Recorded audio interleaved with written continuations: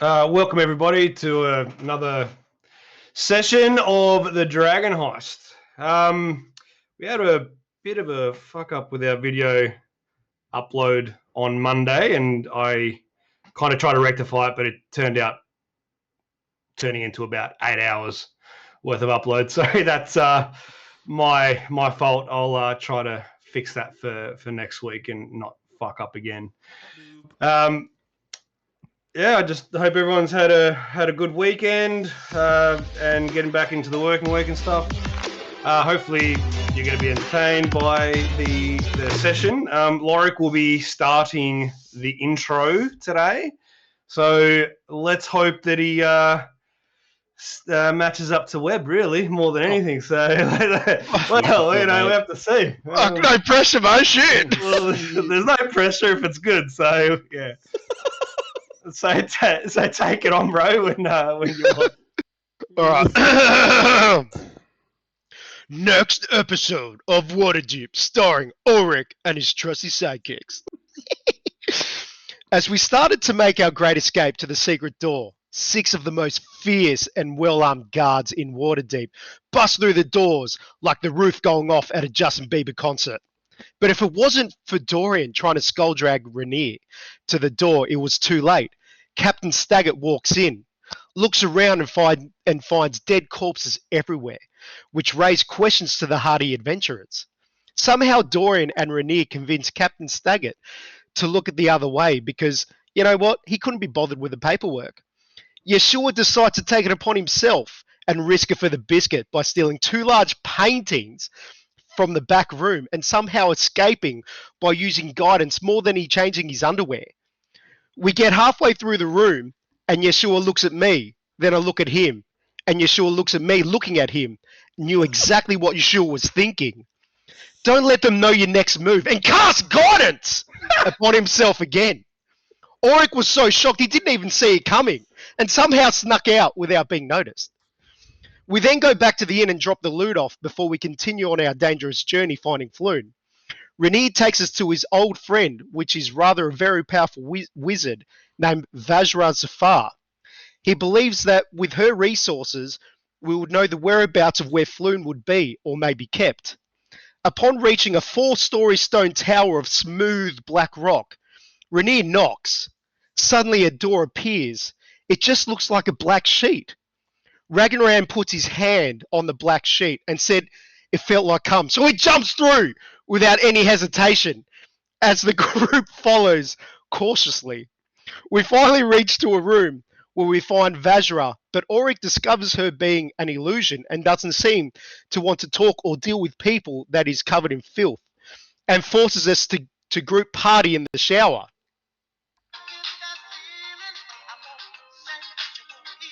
Oh. Now, Ulrick being fuck, I lost my spot.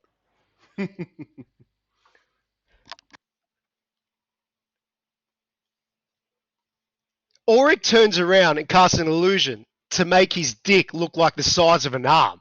Yeshua was impressed with Sir Lancelot and earns the respect of his comrades. We finally finish and head out to see Vajra. We sit at her table and start chatting. She eventually tells us we should head to the sewers under the docks, the manhole where the fish and the ships meet, and follow the yellow markings. As we're walking through the sewers, we kill a few creatures along the way until we get to a room. We barge in, finding a dwarf and a human trying to barricade another door. We recognize them from dropping him and the yawning portal. With much anger, they started attacking us.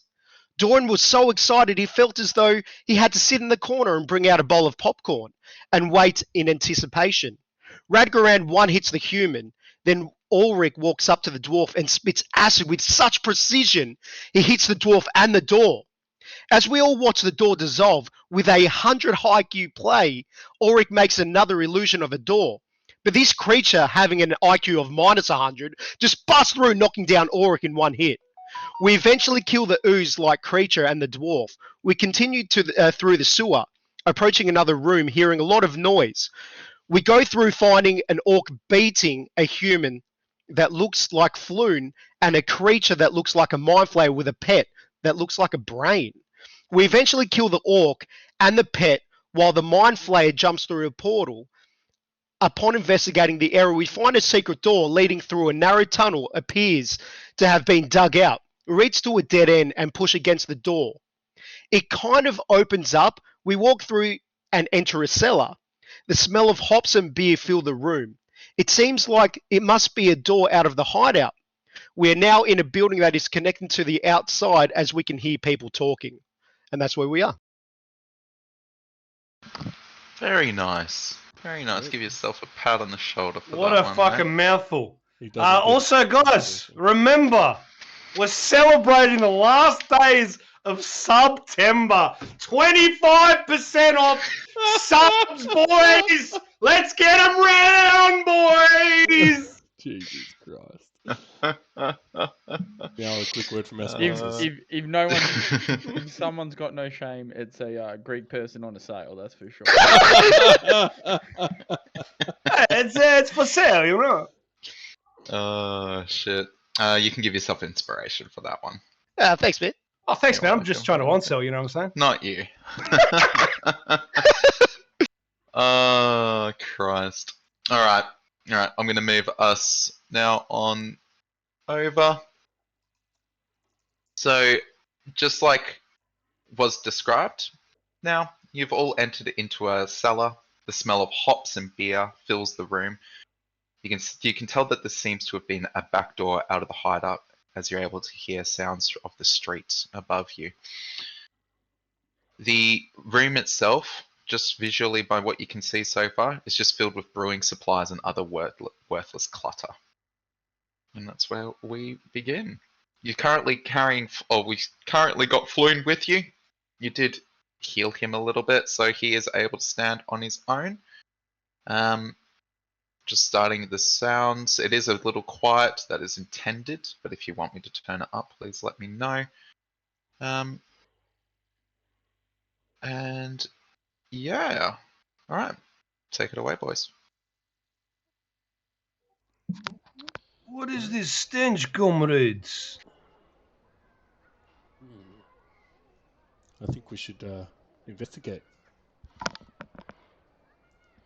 Well, I've got a contract here that has been signed. We've got the person. Let's go cash that in. Sounds good. All right, let's push through the door. Let's cautiously push through the door Yeah. and try and I'll cast guidance on Radgoran. Yeah. Ratty. What? Yeah, no worries. Do I Guys, have bro. do I have a nickname now? Ratty. Ooh, so a set of stairs. Alright. Yep, Floon follows behind all of yourselves. Whoever's always in last position, he'll always just be behind you. I'll grab him. Yep.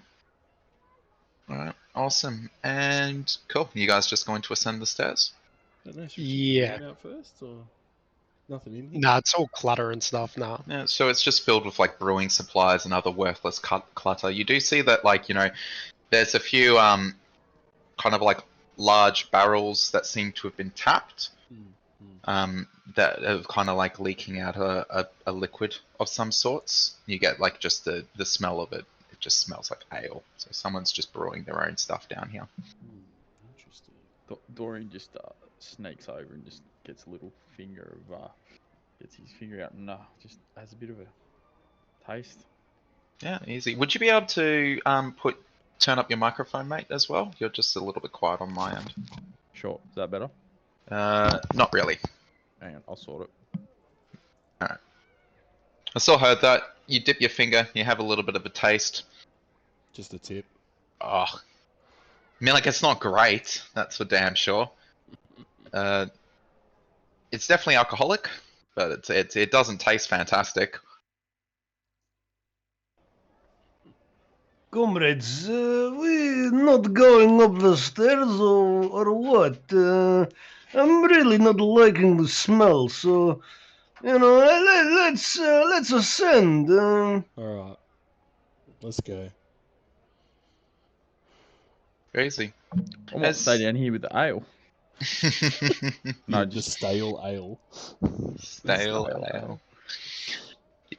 You guys make your way upstairs, and as you come to the top and you open up the door, you see a short halfling woman kind of like standing there. She seems to be carrying like a chopping board over, and it seems to has like some potatoes and some other kind of like root vegetables on it. She kind of like looks.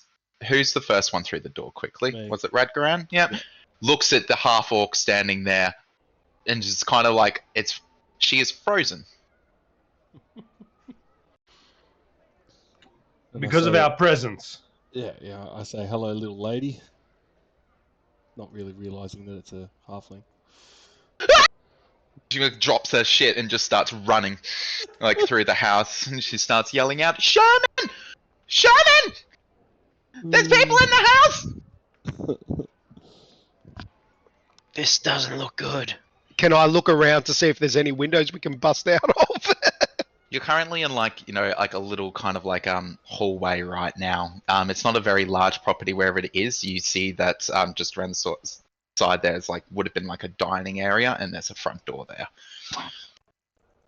I'll be like, the Shermanator will not save you now. We're just passing through anyway, and You can hear like clutter happening in what may have been your kitchen around the corner, and like more frantic yelling. It's still yelling out, "Sherman!" It's okay, chill out. And I'll just keep walking with Floon. I'll be dragging Floon by the arm, kinda. Let's go. Oh, Yeah, I'll shout out. I love. Tell Sherman he needs to improve his brewing game. She's currently, as you kind of like are talking out to her, do you peek your head around the corner to like see her in the kitchen? Yeah, I'll just, Like while you're talking, yeah. As you just do peek that, around you see and she's say, got a "Oh." frying pan just there, and she's just like shaking, holding it outstead, and she's just like, get out of my house! Oh, love bacon and eggs. I haven't eaten for a while. I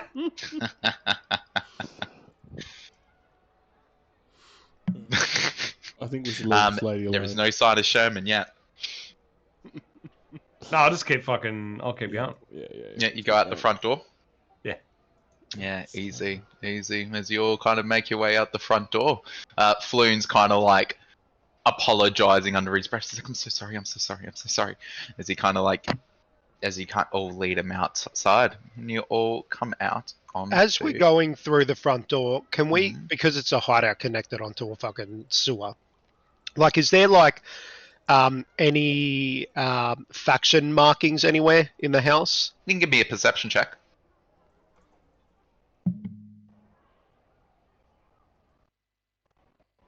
17. 17. This looks like someone's just humble home. Oh wow. There is nothing untoward here at all. Are there any defining markers for the house, or what street does it appear to be on? Oh, so you're talking about as you've left, as you go outside? Yeah, as we go Yeah, outside. cool. All right, I'll move us on as you guys have all kind of made your way outside. Can I roll for insight on the DM, see if he's lying? As you make your way outside, you can give me a perception check, Dorian. And as the last person who comes out is outside the house, that halfling woman kind of comes by, and she's just like, and don't you ever come back! And she slams the door, and as she slams it, you see there's like a little wreath on the door. And looking down at the, what did you roll? 8. An 8.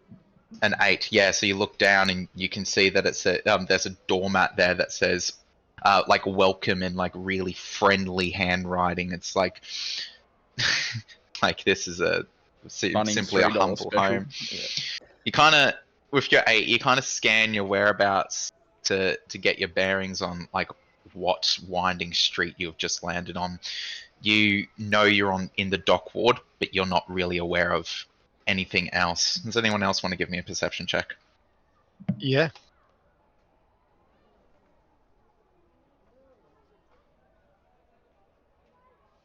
That's Also, wrong screen. Oh, 7. A 7? Yeah, easy. It's also the night at the moment. It's early evening at the moment, though. Mhm. What did you get, sorry? Another 7? No, who rolled the perception check just now? Thank you. Ulrick. Yeah, Ulrick, 7. what did you get? A 7.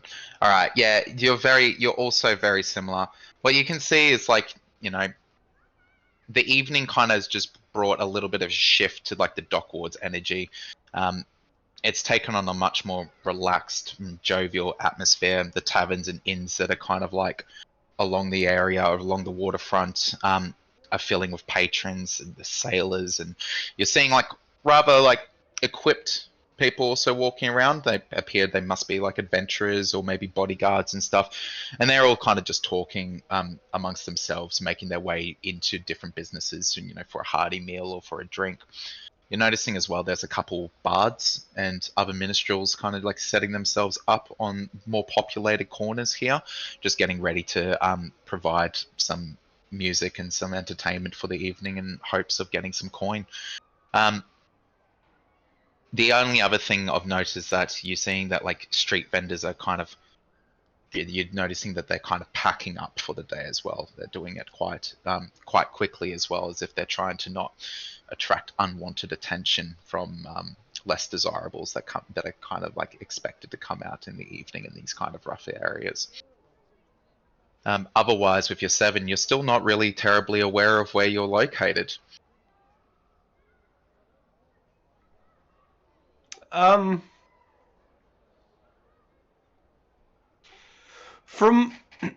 my walking around the city, could I perhaps kind of talk to Floon and just be like, try to get my bearings with him? You're in the dock ward. If that, Yeah. if you, sorry, I apologize. Do you want to ask Floon if he knows exactly where you guys are right now, kind of thing? Yeah. Okay. Let me see if Floon knows where exactly you guys are. It's gonna have disadvantage on the roll. I'll give him guidance. All right then. Oh,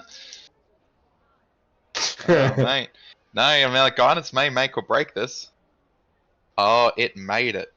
Nice. Nat 20. No, definitely not a nat 20. That's a damn sure. As you like lay a reassuring hand on him, he kind of like he's like kind of like seems like he clears up for a brief moment. He blinks and he looks around a little bit, takes in a deep breath, and he kind of like points in a direction and he goes,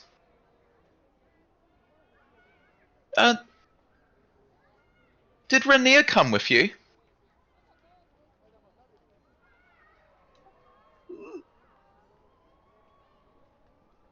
You dropped, then why is that person over there dressed in what Rainier wears? And he's like pointing to a man about 60 feet down the street, and you're seeing him, he's kind of like, he's well dressed, he's got his tied up red hair, and you see him, he's kind of like going up to manhole and sewer grate and just like kind of leaning down, and you see his mouth move for a brief moment, then he stands up and he nervously walks over to the next one. I say, so you can see that from 60 feet away, but you can't see your abductors? And I slap him in the back of the head. As you do that, he's just like, I was drunk, okay? Dorian will start beelining to Renea. Yeah, we'll just walk up with him. All right. And as you guys start making your way over, Renea also sees you and you get his attention. He moves really eagerly towards you and he's like, by the gods, I was beginning to wonder if a terrible fate had befallen you. And looking at you and smelling you, it doesn't appear it was an easy task. Dorian puts his hand on his shoulder and goes, "This ain't our first rodeo, son." As you do that, you see his eyes are kind of like twitching, and they almost like a tear is watering up. It's Give me a perception check, Guidance. And and you as can have I, advantage on this. and as I slide my hand down his shoulder, it like stains his vest or whatever he's wearing. Nice.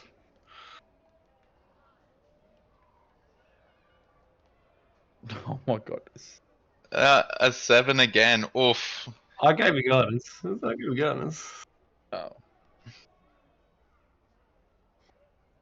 It's gonna make a break, mate. I mean, like it's not very high anyway, but you do need just a little bit. Okay, high enough. You're kind of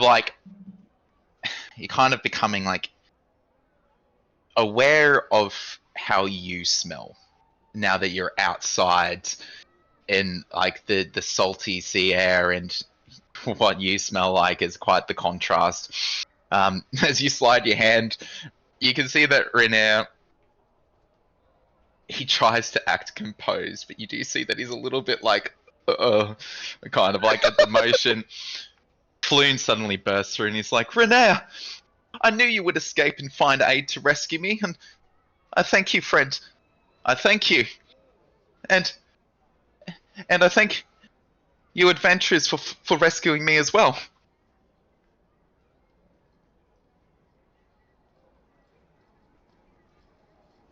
Floon's just like, I don't have anything on me.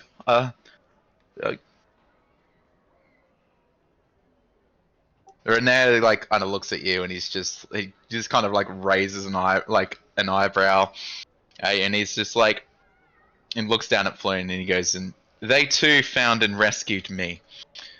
And though they are rough around the edges, Smile for yourself. appear to be truly capable individuals.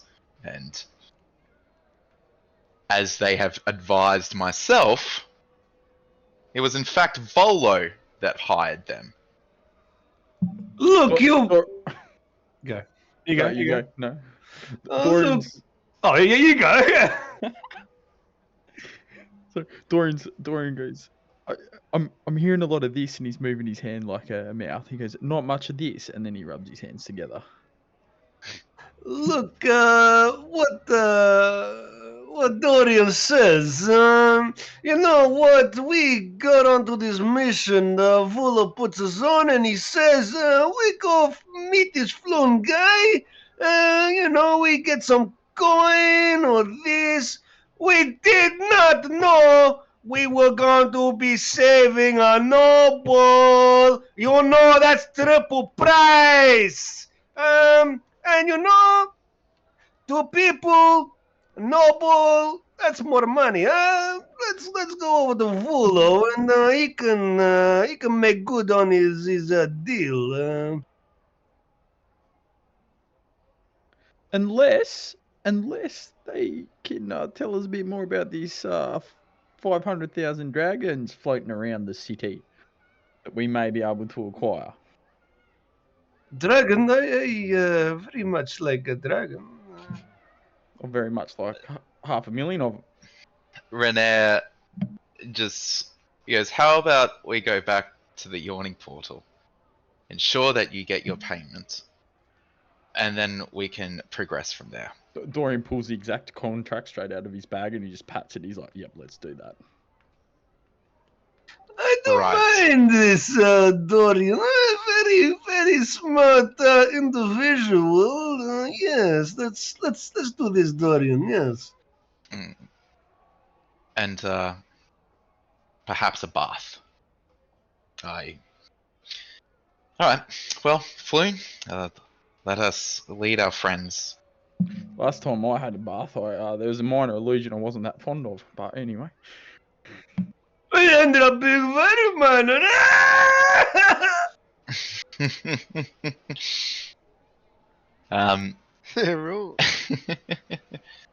As you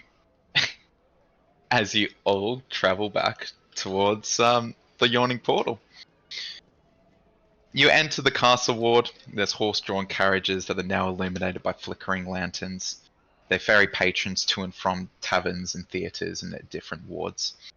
Pedestrians are moving at a more leisurely pace, their footsteps are echoing off the cobblestones as they're navigating through the streets. You're noticing that the city watch seems to be in a bit more of a presence right now. Their armors and weapons glinting in the lamplight, and they make their presence far more known in these areas in the evening than they did in the dock ward, at least. The yawning portal doors are seeing many patrons enter, and as you draw closer, that you can hear the sounds of it spilling out as people celebrate another 10-day passing. A bard's song playing with enticing others to enter, and as if to remind all that despite the recent incident, the yawning portal is still the place to be in the castle ward. You watch as Rainier and Floon both open up and they enter.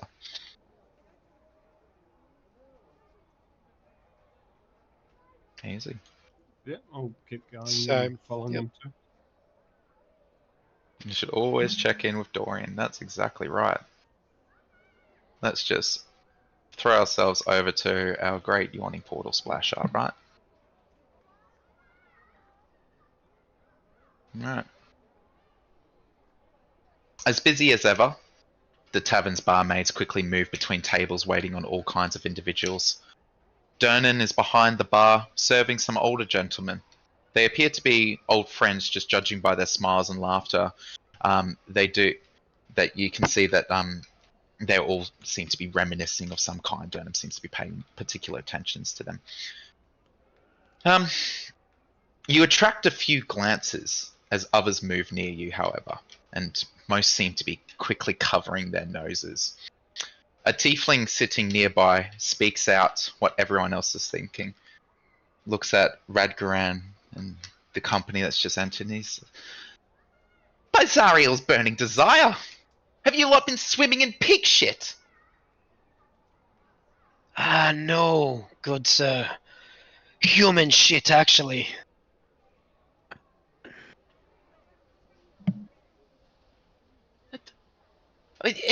And what, you think it's appropriate to just enter... Fucking hell! You see Well, it just a kind of... Well, it's actually good for your complexion. So I thought I'd give it a try. You must give it a try. Look at my skin. It's very smooth and scaly. I don't understand what Dragonborn culture is, but I would say you, sir, are fucked. Fucked Dorian- indeed. Dorian pulls his dagger out and looks at him. Just, if anyone's gonna do any fucking around here, it's gonna be me, boy. Yeah, and maybe you should go have a fucking bath. It's like, oh, Is that what we call a glory hole in this establishment? Because I heard this is very ill-reputed place, and you know, I need a bit of relaxing on a hard mission, you know. So I was. Now I need some relaxed time. you see the tiefling has like almost a blank expression looking at you. Roll me an insight check.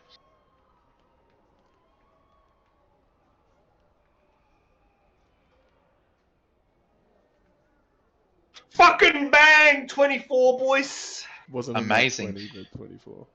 You get the impression they understood not a single word you said.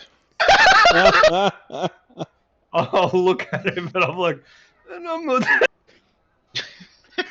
and I'm not even drunk yet, my fellow friend, comrade. Renier's like kind of... Sorry. Congratulations to Yeshua for rolling more than our total combined for the last 6 rolls. Rainier kind of like starts moving up and he's like, we really should get you a bath before done. And then that's when you're noticing that the conversation you're having with the tiefling has appeared to have caught Dernan's attention as he calls out to all of you. It's like, I can see young Master Neverember here is accompanying you. However, I must insist as the owner of this fine establishment, have some common decency and take a storming bath. You have your rooms. Fucking use them. Alright, duly noted, sir. Which way would the bath be? Up in our rooms? Yes. All right, let's hit it. All right. Tavern with ensuite. Can you Kicking goals, boys. have an ale ready for me when I come back down, mate? Please. Dorian just swipes an ale off the nearest table. Yeah. I'm having a bath with an ale, He boys. he's a true man. He's having a fucking a shower beer. Yeah. And as you make your ways to your rooms, you're noticing that every patron that you're approaching starts giving you quite a wide berth as you're like kind of going through. They're covering their noses. The only one that doesn't, the only like kind of people you notice that don't seem to cover their noses immediately as in your presence is a couple like deep gnomes. You know they're deep gnomes because they've got very dark skin. They kind of look up at you and they just nod knowingly. And I'll just nod back at him, give him a wink. These are my kind of people. awesome. And you go upstairs and you'll get yourselves cleaned. It takes like 15-20 minutes. Nice. Get yourselves all freshened up. And you make your way back down into the tavern. You get your first round of ale. And you look around and you see that Floon appears to be the first person to spot Volo, sitting down at the far table, where you first met him, Dorian, with the curtains open. And he turns around to yourselves and he's just like, "Ah, there he is. Let us go to him. Rainier will organize our drinks." Oh, I guess he's paying for him too. Awesome. Did you say we're at the table? Over we go, yeah. No, Floon's heading over there. You're currently yeah. just grabbing your first round of drinks. Yeah. Damn right, we're grabbing our first round of drinks. Yeah. I'll We'll be make, my Floon's made second, his way over. I'll make my way to the table with my water. Alright. Dorian makes his way to the table and sits down and just starts to unroll the contract onto the table. Yeah. So Volo's eyes widen as he sees Floon approach. You see that he kind of practically loses his composure as he leaps out of the chair and rushes to him, and he's just like, My boy, I'm so thankful you are safe. I had tasked every able-bodied adventurer that would listen to me with finding you. It cost me a pretty penny, but I knew the Harpers would aid me when I called upon them. Floon kind of is just like, thank you, my friend, but though I don't think the ones that found me were Harpers. As he kind of like steps aside and Floon sees all of yourselves and you see him kind of just like slouch. He's just like, oh. Well, very good. You may all sit. Where does Volo sit, or where is Volo sitting? Volo isn't sitting. He's asking you all to sit first. He hasn't sat down. I'm already sitting, boy. Yep, you're already sitting. Yeah, I'll sit on the chair closest to the door. All right, closest to the curtains. Yep. And wherever Volo was going to sit, I'm sitting there. Yeah, right. I'll just sit. What, you're gonna take his seat? 100% I'm taking his seat. Oh, you can see where he was sitting originally. You can sit there then he's instead. definitely taking his seat. I'm definitely taking his seat. Yeah, you sit down where Volo was originally sitting as well. And he kind of like looks over and he's just like, okay, and he sits down nearby yourself. And he's just like, so yes, the great heroes I also hired, and thank you. You truly live up to your title, worth every dragon I could willfully offer. So, very good. Dorian like slides the contract towards him and says, I believe we had this drawn up.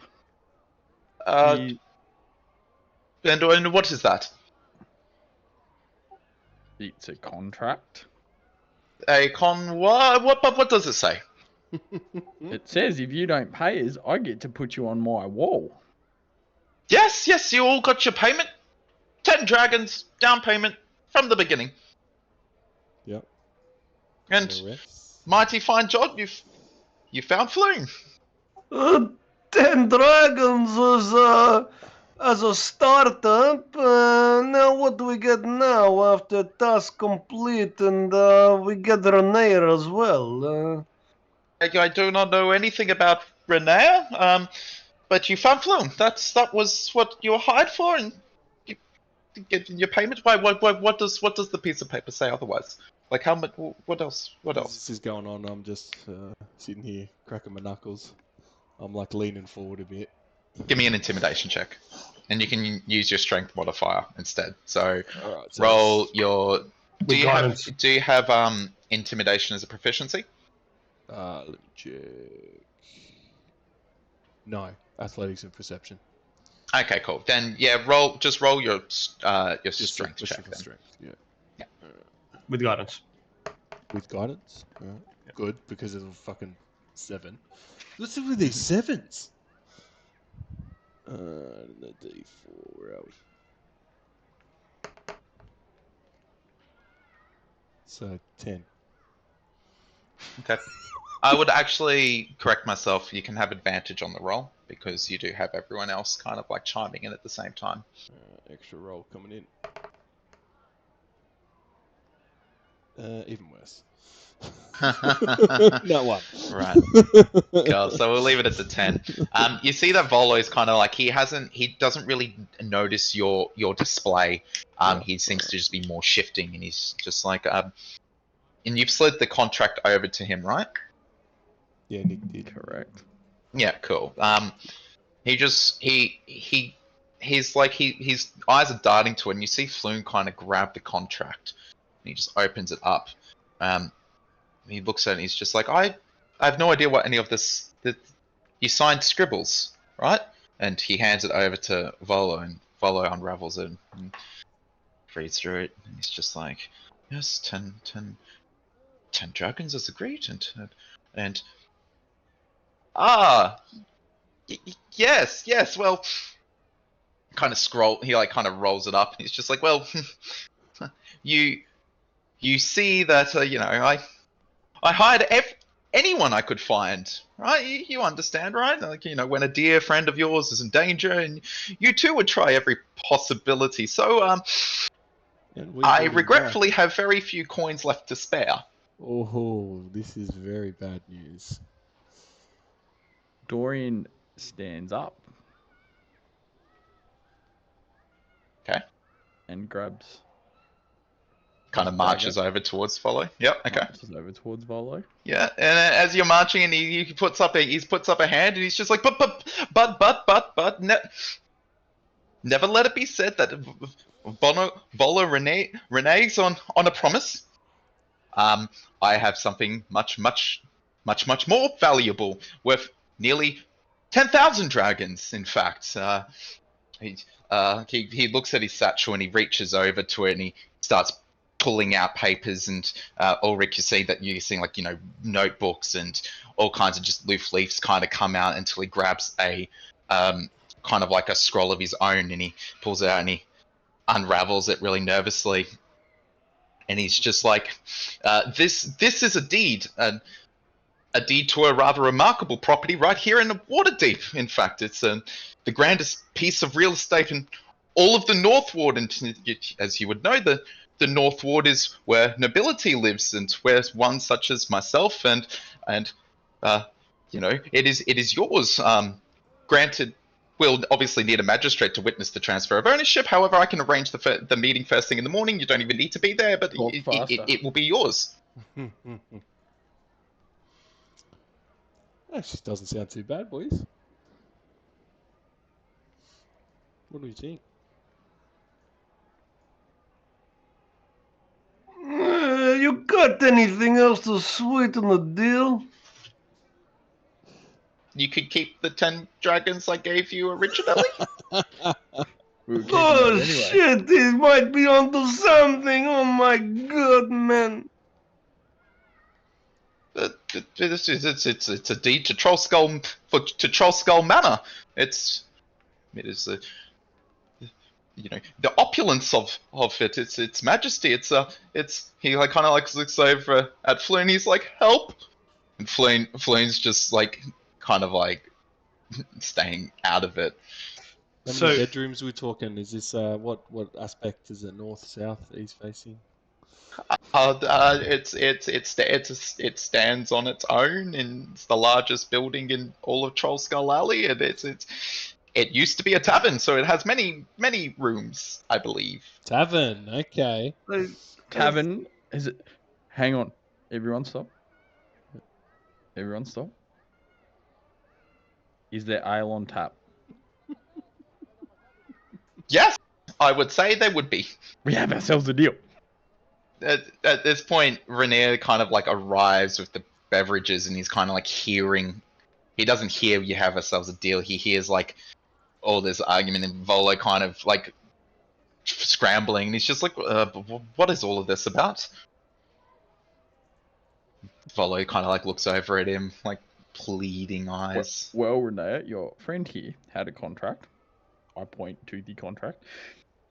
It was 10 dragons, and I think it was royalties to his book and a lot of gold, which he can't pay up. So now he's offering us a deed to a property, and he's going to rummage through that bag and find us a deed to something else, and I don't know, probably something more enticing. But that's where we're at. Otherwise, the contract states I can put him on my wall. Really? And may I have a look at this contract and read its contents just out of interest? Sure. Renee gets the contract, opens it up, and has a read through it. Scrolls it back up, and he's like, "Okay, I understand the situation, and I will ensure that your agreement is met. Instead, I will pay you what Volo is owing. Volo, consider this another loan, and you will still officiate them as the new owners of this property that you have now promised." No. See, Volo kind of like sees up a little bit, and he's just like, but then he's just like, "In the morning, I'll take our friends here to the address on this deed. We can all inspect it, while you go meet with the magistrate. And if it's not to their liking, then they can either simply put it up for sale, burn it to the ground, or Ooh. once you pay me back, Volo, maybe they can even burn you in there with it. In all honesty, it's not much of a problem in my eyes.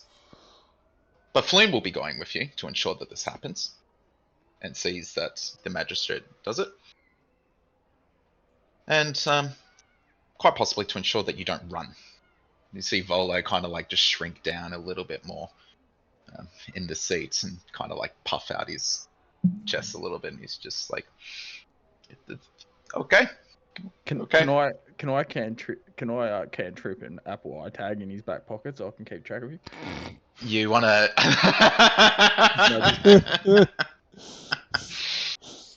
Can I? Okay, so as Renee said that, I grab Volo by the back of the head and I slam it to the desk, and I cast a minor illusion in my hand, a big fireball, and I put it towards his face. I said, "And if you ever fuck with me again or us again, you're going to get this, and I'm going to kill you.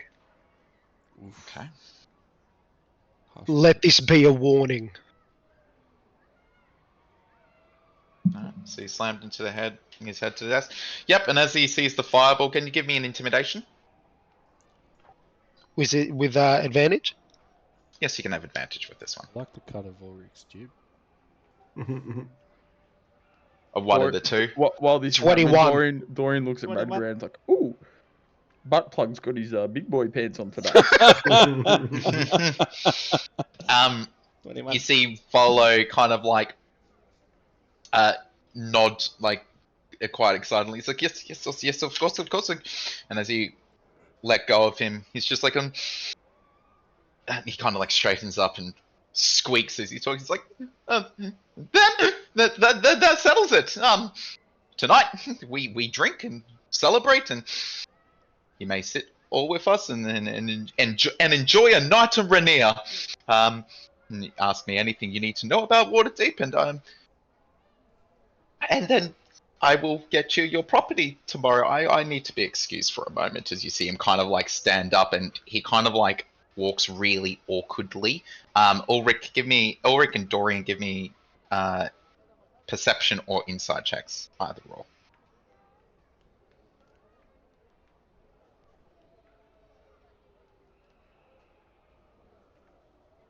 12. 12, 18. 18. Cool. What was your 12 on perception or insight? Perception for me. Yeah, okay. And perception or insight for yourself, Dorian? Insight. Insight. All right. With your insight check, he walks as if he's pissed himself. To your 12, you're just like, that's a rather odd walk. Okay. Maybe he's hiding a minor illusion himself. Dorian sniffs the air and he's like, we were there about 20 minutes ago.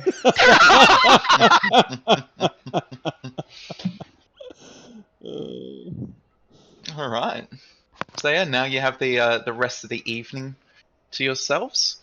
You may choose to either mingle with any of the locals if you'd like to know who's around in there, or speak with Rania. Volo will eventually come back to the table and be available to talk to. Otherwise, we can end the night whenever you'll see fit. Can I go over to Renea Okay. and Renea, you mentioned 500,000 dragons back in the old warehouse. I was just wondering if you were able to elaborate a little bit on that. Yeah. I honestly wish I could. It's the first I heard of it. Father was once the open lord of Waterdeep for a time before he ventured to Neverwinter and became its regent lord. That kind of sum of money, and like, Father wasn't the open lord here over 20 years ago. It's like, I really don't know much more, to be honest with you. It was the first I ever heard of it. Would there be anyone that you know in Waterdeep that could perhaps shed some more light on the 500,000 dragons? I truly do not think I can aid you on that. I don't even believe it to be true myself. The only person that I could think that, if such a thing existed, would be the current open lord. But not even I can get you audience with them. So, where's old mate Open Lord reside? Waterdeep Keep. It's the structure that overlooks all of this. But if they're there, it's another question entirely. They're the ruler. I really couldn't tell you much more. Thank you.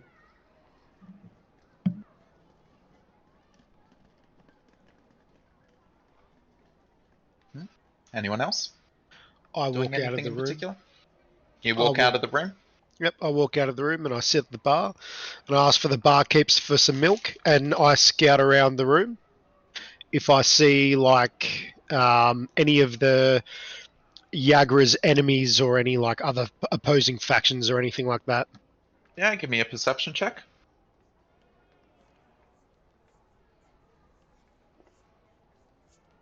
13. There's all manner of individuals in here tonight. Adventurers, commoners.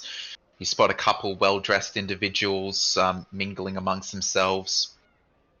You wouldn't be able to distinguish anyone of that description just at a glance here right now.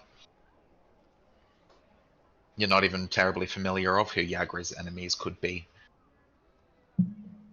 Okay. Can Sorry, you go. can Dorian scout around the room and see if I can see any, I guess, persons that would look like persons of interest? What would looking like a person of interest be?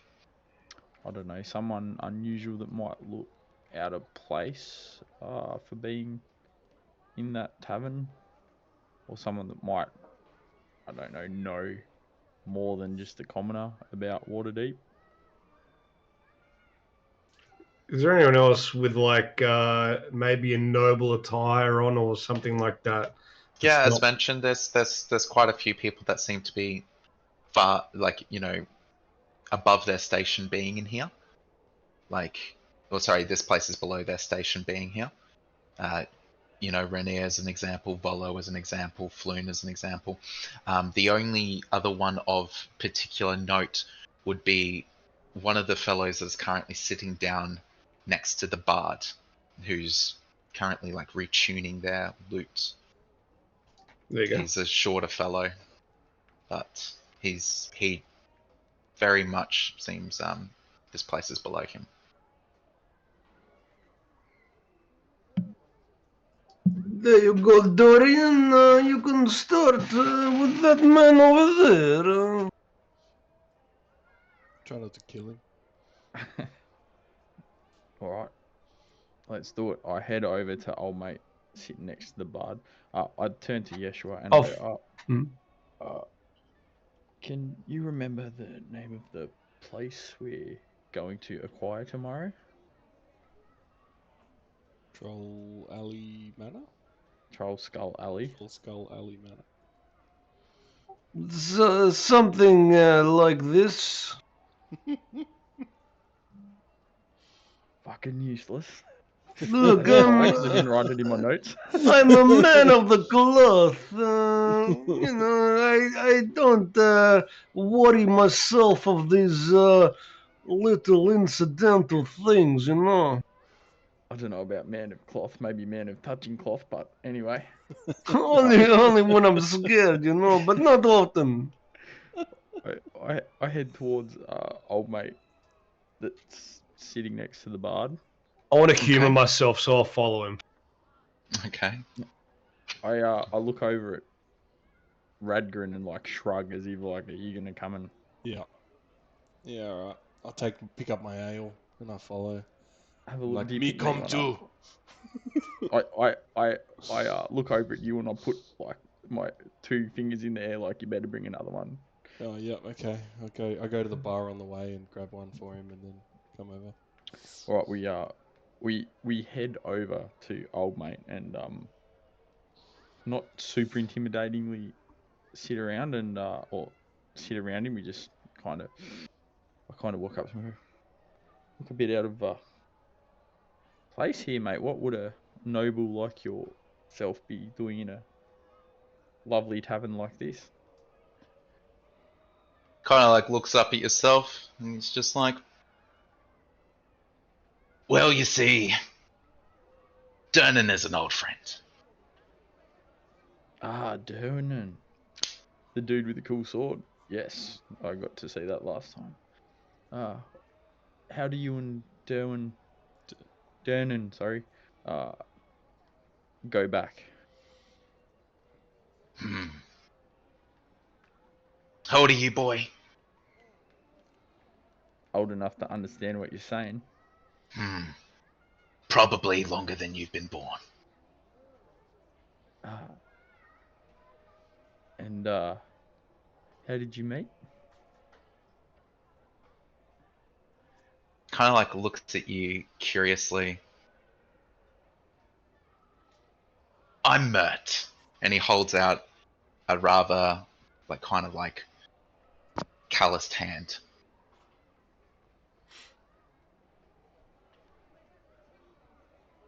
Dorian looks at Yeshua as if to say, I think you should probably shake this person's hand because I don't really do that. I'll go out to shake his hands, and I'll just say, "Oh, I noticed the calluses on there, and I'll show you an image of this man, by the way. I see the calluses on his hand, and I'll just say, I hope to God that that's only been from, fine-tuning these instruments. No other activities." These hands have strangled the lives out of trolls. Wow. Oh, a fighting bearing man. Oh, I think you're more my style. Yes. Do you shake his hand? Yeah, I'll shake his hand. All right. Give me a strength saving Oh, throw. dude, I'm gonna cast guidance Okay. myself. Can I No, you Are you can't. even cast me? a You minor can't do anything. illusion on Nat Yogi? 20, bitch! You Oh can't do shit! anything, mate. Very nice. You're not in the conversation. You feel his kind of like grip tighten and you manage to like meet it. Do you decide to push beyond his grip's tightness or do you just meet it? Dude, that made me think of Dragon Ball. Yes. Yeah. Yeah, beyond. I want to go I don't want to Oh, fuck. force him down or anything like that. That's not what I want to do. But you want to just display that you're just You're just doing as these strong. ones. Yeah, I want to show him that I've got fucking strength. stronger. Yeah. Not Yeah. that I'm stronger, but I can Yeah, certainly go. you can also dish. Yep, cool, Yeah. perfect. Yeah. As you do that, you see the man kind of smile and he puts his other hand and he like claps it on your elbow and he's just like, Go on, Yogs, do it. I like you. You are a good fella. I invite you to sit down. You can tell your friend to fuck off.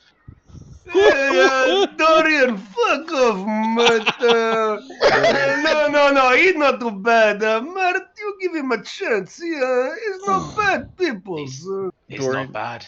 Dorian sits down in where Yeshua was going to sit.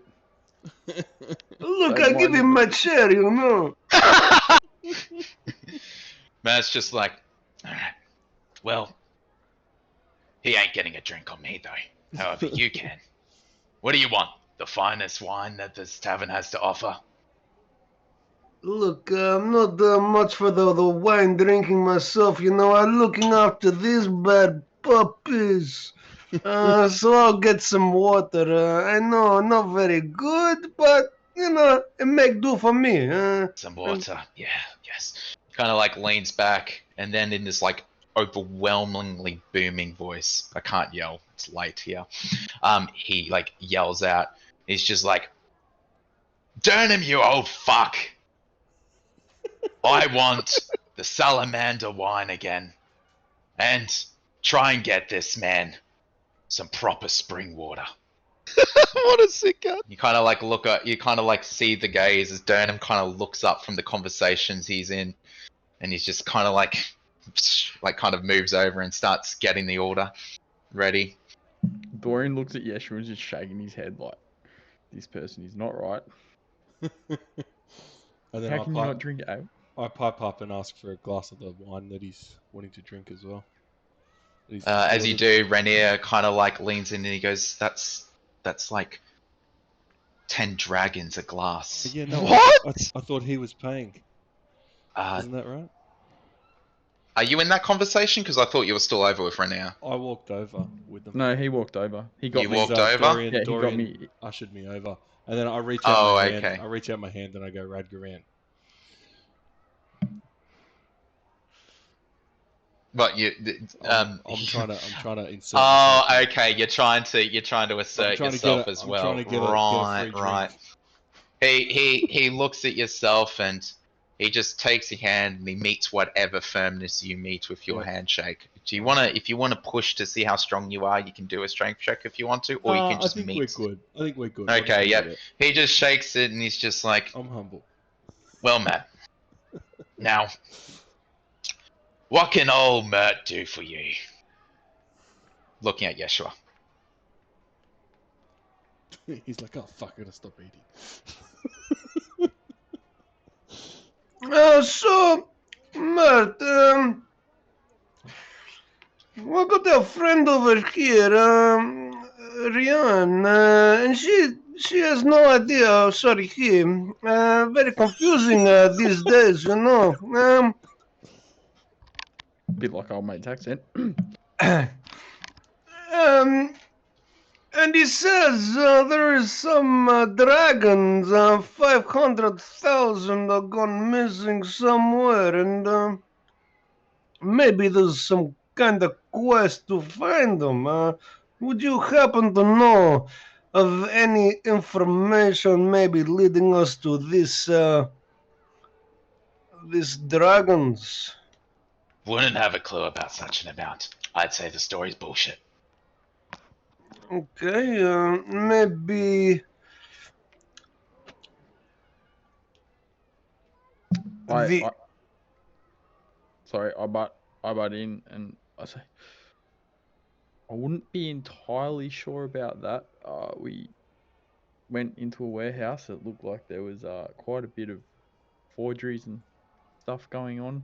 Possibly the Xanatha Guild, and it's here where we heard of the 500,000 dragons, so bullshit. I don't think so.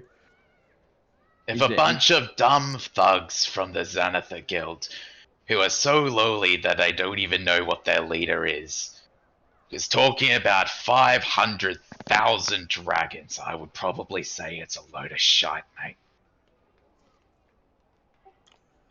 I like to live in these kind of worlds where, you know, fantasy maybe become reality, and 500 dragons for me is a lot of money. Maybe you know someone of influence in the keep, possibly. I know many people. So just say it wasn't a load of shit. Who, if anyone, would know anything about it outside of Waterdeep Keep? And if it existed, and the Xanatha Guild knows of it, and even their thugs know of it, I would say just about every fucking person within Waterdeep.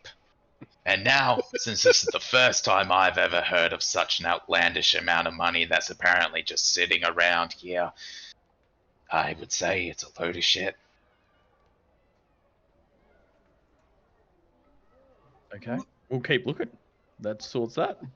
Maybe I, you know, come show you some of my paintings. Maybe they interest you. You know, they're very well to do. Yeah, see, it would very much depend on the painting, you see, like... I'm more looking for beautiful city landscapes these days. Oh, yes, Neverwinter. I've got one of these in my... But didn't your friend just say there were forgeries? What are you talking about, my Yeah, friend? you see, if I want something of genuine quality. Look, From someone named. Name, Yeshua. This me. So there's name right here, you know. I'm sorry, my friend, you're probably whatever paintings you are selling it to. You could probably sell it to some other noble riffraff, but to myself, probably shit out of luck. At this moment, you see that Durnan's kind of walked over, and he's kind of like he puts the glass of water nicely down in front of yourself, Yeshua, and he's holding a glass of the wine, like just out of Mert's reach. And he's just like, "You gonna pay me up front today, mate?" Mert looks over and he's just like, "You see, I've never agreed with this shit, with this place, right? It's above your station. You should have opened up a tavern in somewhere more, more deserving of your status, don't you think? See, if I were to open a tavern, I would have it opened in somewhere where I could charge exorbitant prices for something that is unbelievably cheap." Dorian chimes in somewhere like Troll Skull Alley. I want to know where the fuck that is. But, just saying, Durnan, the place as a whole, you should have sealed that after we got out from there. And he points over at the massive well in the center. You should have sealed it after we came back and made all our riches. But instead, you bought the fucking place that we fell into. Wait a minute, you've been down there. He looks over and he's just like, Yes, myself and Durnan have both been down there. The How do we get whole way down. That would be correct. Man, I can see 300 feet, and I did not see any ending to this hole. That's correct, because I don't know if anyone's truly measured the length of that hole. How long is it, Durnan? It's 550 feet. There you go. It's 550 feet. Someone measured it. But what's in the Undermountain? Oh boy. Sprawls in the riches. The wealth. My ears prick up. Rich, as you say? I like these wealthy types. What we talking? What, 20, 30 dragons or what? Hey, my boy, if you were ever successful enough down there, you could probably almost rival my wealth. And that's hard to do. How much do you have, if it don't mind? Not enough to pay for his drinks in advance. You see, like, Durnan's kind of just plopped the wine down on the table, and he's just like, "You're fucking insufferable," and he walks away. And Mert sits there and he goes, "They don't call me Mert the money lender for no reason." Holy Jesus. So you know a good old Volo over there then, I presume. Volo, yes, I certainly do. He joined us. But he has no money! Yes, well, Volo has never been the most savvy with his coin now, has he? I mean... Though his books are pretty damn successful. He should have more than that he does. Look, I'm gonna be honest with you. Seeing the troll come up from there, and seeing what Volo is in terms of, his persona, it's very scared, very frightened, and he pisses himself, and I'm not sure that he can take it down there. It's very surprising that you say that he went with you. Volo Thumb Gedrum is a lot of things, but one thing that he is an amazing divination wizard. Now, my friends, I've enjoyed our conversation. It's actually been quite pleasant. However, and you see him stand up, he stands about 6'3". He's just like, kind of like his belly kind of like shoots way out in front of him. And he's like, "I'm going to go find a whore. I'm going to have a good night." And then he starts stumbling his way away. Dorian points over to Ulrick. He's like, "Maybe ask a butt plug over there." And he keeps walking. And he is left. While you guys were doing it, Radgoran, Ulrick, what are you guys doing? Radgoran was with us. I asked the barkeep. So you hear a lot of things around these parts, do you? The woman with the name tag of Bonnie just looks at you and just kind of like frantically going around. It's like, yeah, sure, and like starts pouring another ale. Do you happen to see symbols on people by any chance, or take any notice? Symbols like tattoos? Yeah, sure. Heaps of people have tattoos. Everyone's got tattoos these days. They seem to be a big thing, right? Like, so it's pouring another one. I do a minor illusion of an eye with 10 stalks coming out of it on my hand, on the palm of my hand, and I'll show you. Have you ever seen this before? Looks at it and it goes, it's nice, sure. Excuse me, and like kind of like runs off with another lot of beers or ale. Sorry. There's another barkeep in front of you, like now pouring more ales. I just say, what's the point? And I walk outside the bar. Alright. And do you do anything out? Are you leaving the yawning portal? I'm leaving. Yeah, the yawning portal. I'll leave, yep. Okay, you're going outside of the street. Cool. Yep. Everyone else, what are you guys doing at this point? It's getting quite late. Yeah, I'm gonna probably finish gonna my go to drink bed. and go up to bed, finish my ale. Alright, you're gonna finish up for the evening? Yeah. Yeshua? Has this place got like a roof or something? Not that you've been able to see an entry point to a roof or anything like that. You know, there's an upstairs area, but you haven't seen any way to get up any further than that. It doesn't exactly have like a balcony on top or anything. What about the roof? You could scale the building on the outside if you wanted to. Yeah, I'll go do that, and I'll just sit up on the roof and kind of meditate. All right. Cool. We'll come back to that. And Dorian, what are you doing? Yeah, I'm gonna head to bed. All right, and you head to bed. Cool.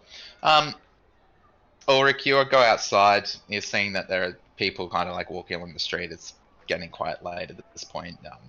The moon's past its highest point in the sky. And after a moment, Yeshua comes out, and you see him kind of like eyeing up and down the side of the building. If you're going to try and climb, are you going to try and do it sneakily, or are you just going to just climb? No, I'll just climb, like, whatever. Alright, cool. Yeah, you find like a side. Ulrich, do you say anything or help out Yeshua at all? I look at Yeshua, I'm like, what are you doing? You actually asking me? Yeah. Well,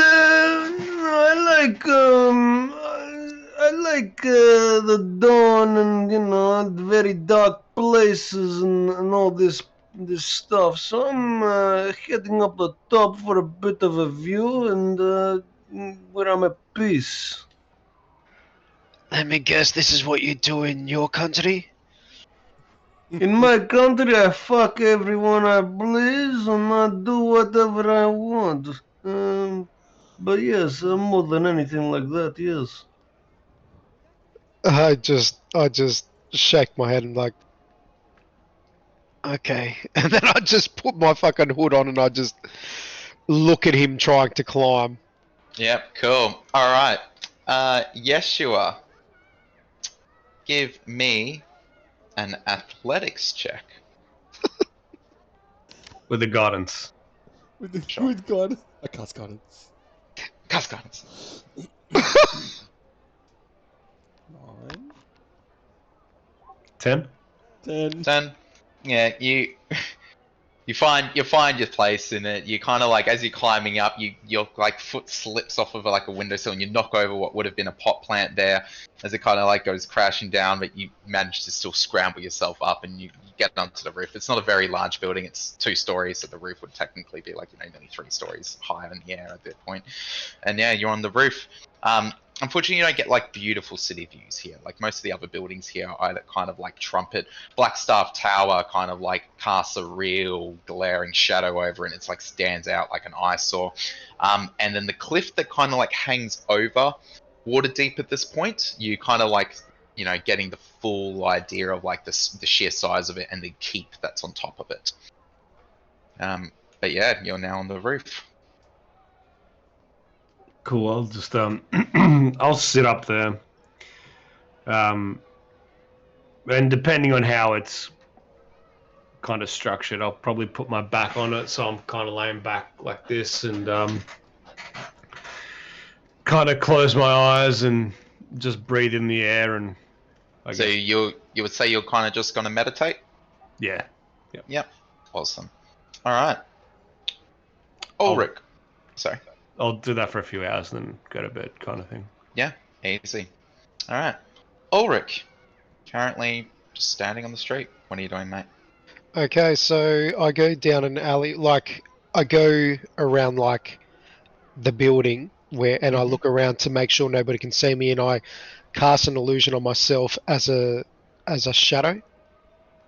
And can I see if there's anyone like down any alleyways or anything like that?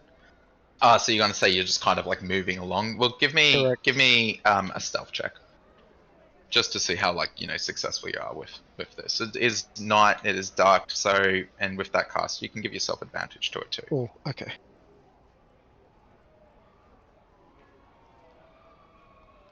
$14. Yeah, easy. All right, yeah. So you're blending in pretty well, and you go moving around. as you're kind of going down different streets with that when alleys within the castle ward, you're noticing that like here there's no real loiterers, at least not tonight so far. You're noticing a few city guard and a few nobles and a few like drunken commoners kind of like making their way into houses and like kind of stumbling and heading home. There's the odd kind of like cart that kind of goes by, ferrying goods in the evening. And whatnot. And as time passes and about an hour and a half, 2 hours go by, you're hearing like flapping of wings. And you turn around and you see a snake with wings kind of just like flapping before you with a note in its mouth. Okay, I'll pick it up. Yeah. As you take the note, you see the snake just suddenly just melt and it kind of like turns into ink as it like hits the ground and just dissipates. Okay, I open up the note. Simply says 4 days. Is it signed by anyone? No. You can give me an investigation check with advantage on it.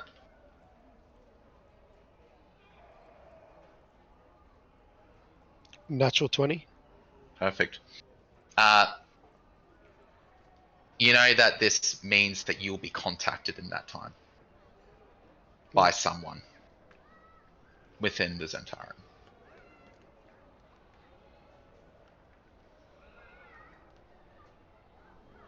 Okay.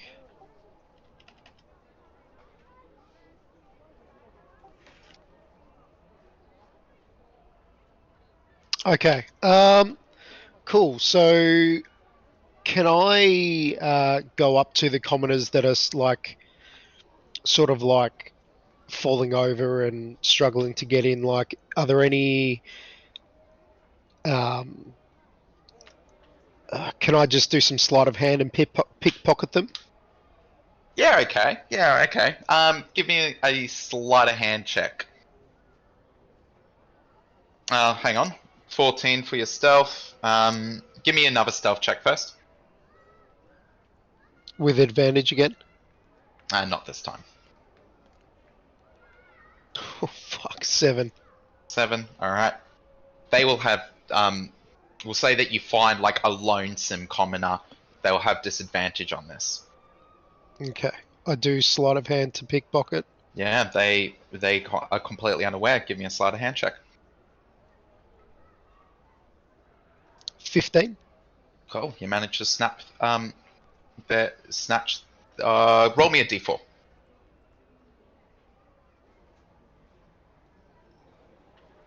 2. What do they have? Give me a moment.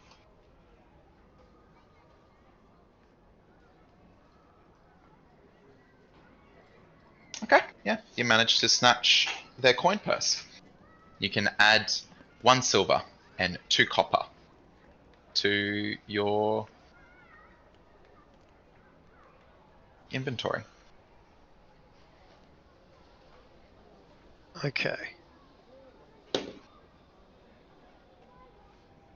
Alright, I go round and I'm guessing it's really late. Yes. Yeah, it's Okay. I go back to the inn and I go to bed. Okay. That's exactly what you do. You all have a long rest, and the morning awaits you. It's now the morning. You've all woken up from a good long rest, gone downstairs, grabbed some breakfast, and you all exit the yawning portal. There's a slight chill to the morning air. Autumn is coming to a close, and Waterdeep prepares for winter and its first day of snow. The streets are alive as the daily ebb and flow of Waterdeep's castle district begins its morning routine. Most of the locals opting for warmer clothing now. You meet Renaer out the front of the yawning portal. It appears he did not stay here the night.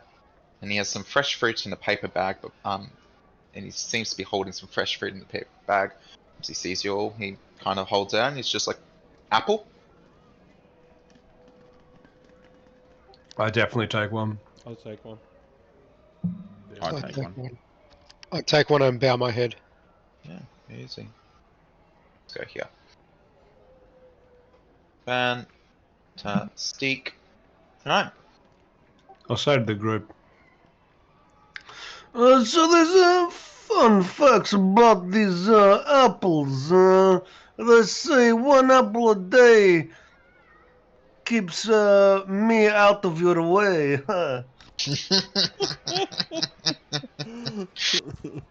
Oh, Jesus Christ. Also, all of you, don't forget, you can all add 100 gold pieces to your inventories each Oh yeah, from your baby. payments from Renoir from last night. So if you haven't already added your 100 gold pieces, add them. Renoir now starts speaking. He's just like, well, I am your guide for this morning to the northward.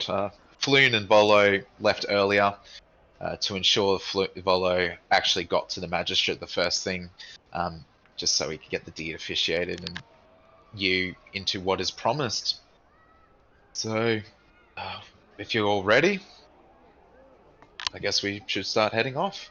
I'll just shake Renee's hand and just say, Well, we're very, very great, and thank you very much for helping us out like this. It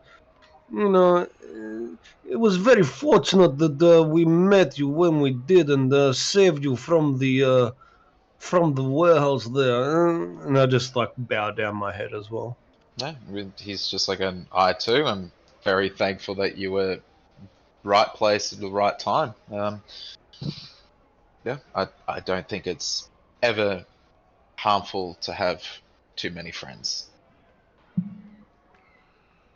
Take However- an ale. Alright, well, as Dorian has just said, well, let's get going. As we're walking, can I ask Renee, what is he doing here in Waterdeep? What brings you here? Yeah, so I'll quickly say, like, how you're walking. So you're seeing that the streets are becoming busier the closer you get to the city centre. Snail Street, which is what you're currently on, eventually kind of opens up onto Waterdeep Way and the High Road as you kind of begin travelling down there. I will take you over to the kind of like the map of Waterdeep, so you have a better understanding. If you zoom out, you'll see where I'm pinging. So you're currently, where is the yawning portal? Cool. So you're currently there, and you're heading up to here at the moment. So you're going from there to there in this period of time. Alright. Cool. Yeah, Reno looks over and he's just like, well, I'm catching up with old acquaintances and old friends. I was meant to meet up with Floon, as you can tell how well that went. Needed to see Vajra, as she's been a great help to me in the past. It's just good to get out and do different things away from Neverwinter and any of the other hustle and bustle. I'll probably only remain in Waterdeep for maybe another season or two, and off I go to the next location. Do you follow the seasons, huh? I'm just trying to explore the world a little bit. Find my own path.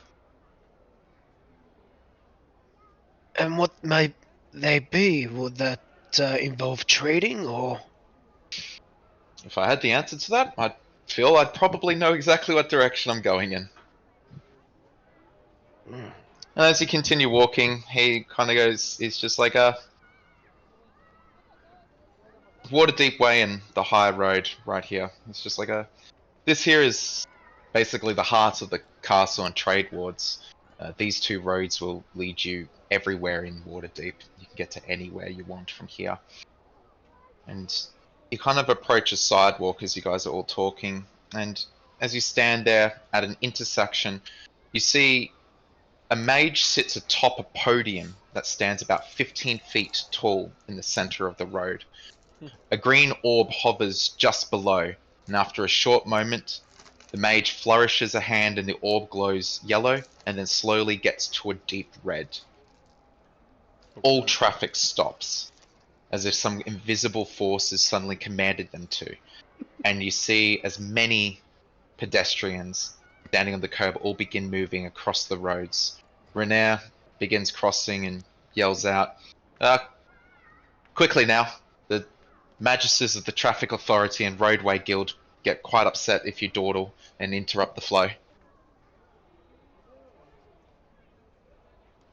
We're going to scuttle across. Scuttle across. And as the last person crosses, the orb begins to pulse and slowly gets brighter as it changes to green and all the traffic suddenly resumes. Renair continues walking down the high road. The city appears peaceful despite what you have recently experienced. Children in large groups move through the crowd as an older man and woman behind yell out, "Stay together, class! Hold your..." You know, they're kind of just like moving through.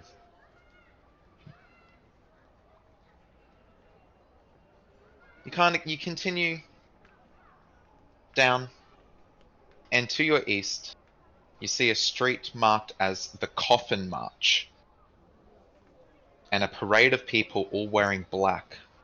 They all appear to be following behind a stagecoach.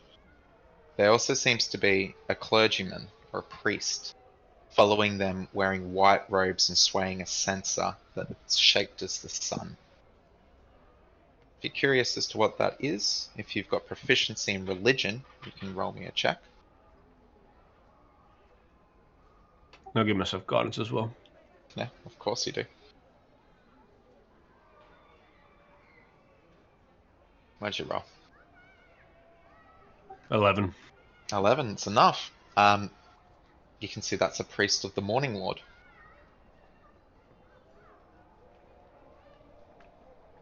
Renair kind of like starts telling you. Further down Coffin March is Waterdeep Cemetery, more affectionately named by the locals as the City of the Dead. But it's a bit morbid, so I'd probably just keep continuing to refer to it as a cemetery. Don't have much of an interest in playing with the dead. And you continue all on your way. Are any of you guys looking out for anything in particular as we're going down, like looking out for street signs or trying to see if you see businesses or anything that interests you as you're going, or are you just going with the general flow of it all? Want to look for any like armories or weaponry, Yeah, blacksmiths okay. or... Yeah, so you won't need to do any perception rolls for this. As you've been walking, you haven't spotted anything to that description along this main road that you're going down. Perhaps you're just not in the right area for such wares. I think I'd also look... What's the housing like here? Is it more of a noble or middle class? The housing here seems to be more like middle class, right? You're still within the castle ward. And the castle ward has always given that very middle class. It seems like most of those people that you've encountered like leaving the homes here all seem to have like more middle class jobs. Some of them are city guards. Some of them appear to be like working within maybe a bank of some kinds, but they're very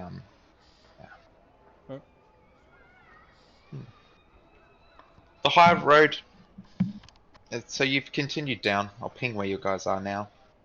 You are about here now. If you scroll out on the map, you're pretty much nearly dead center of the city right now.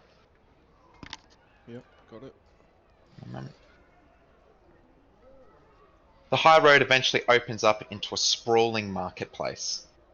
The streets here have merchants and peddlers of all kinds lining them.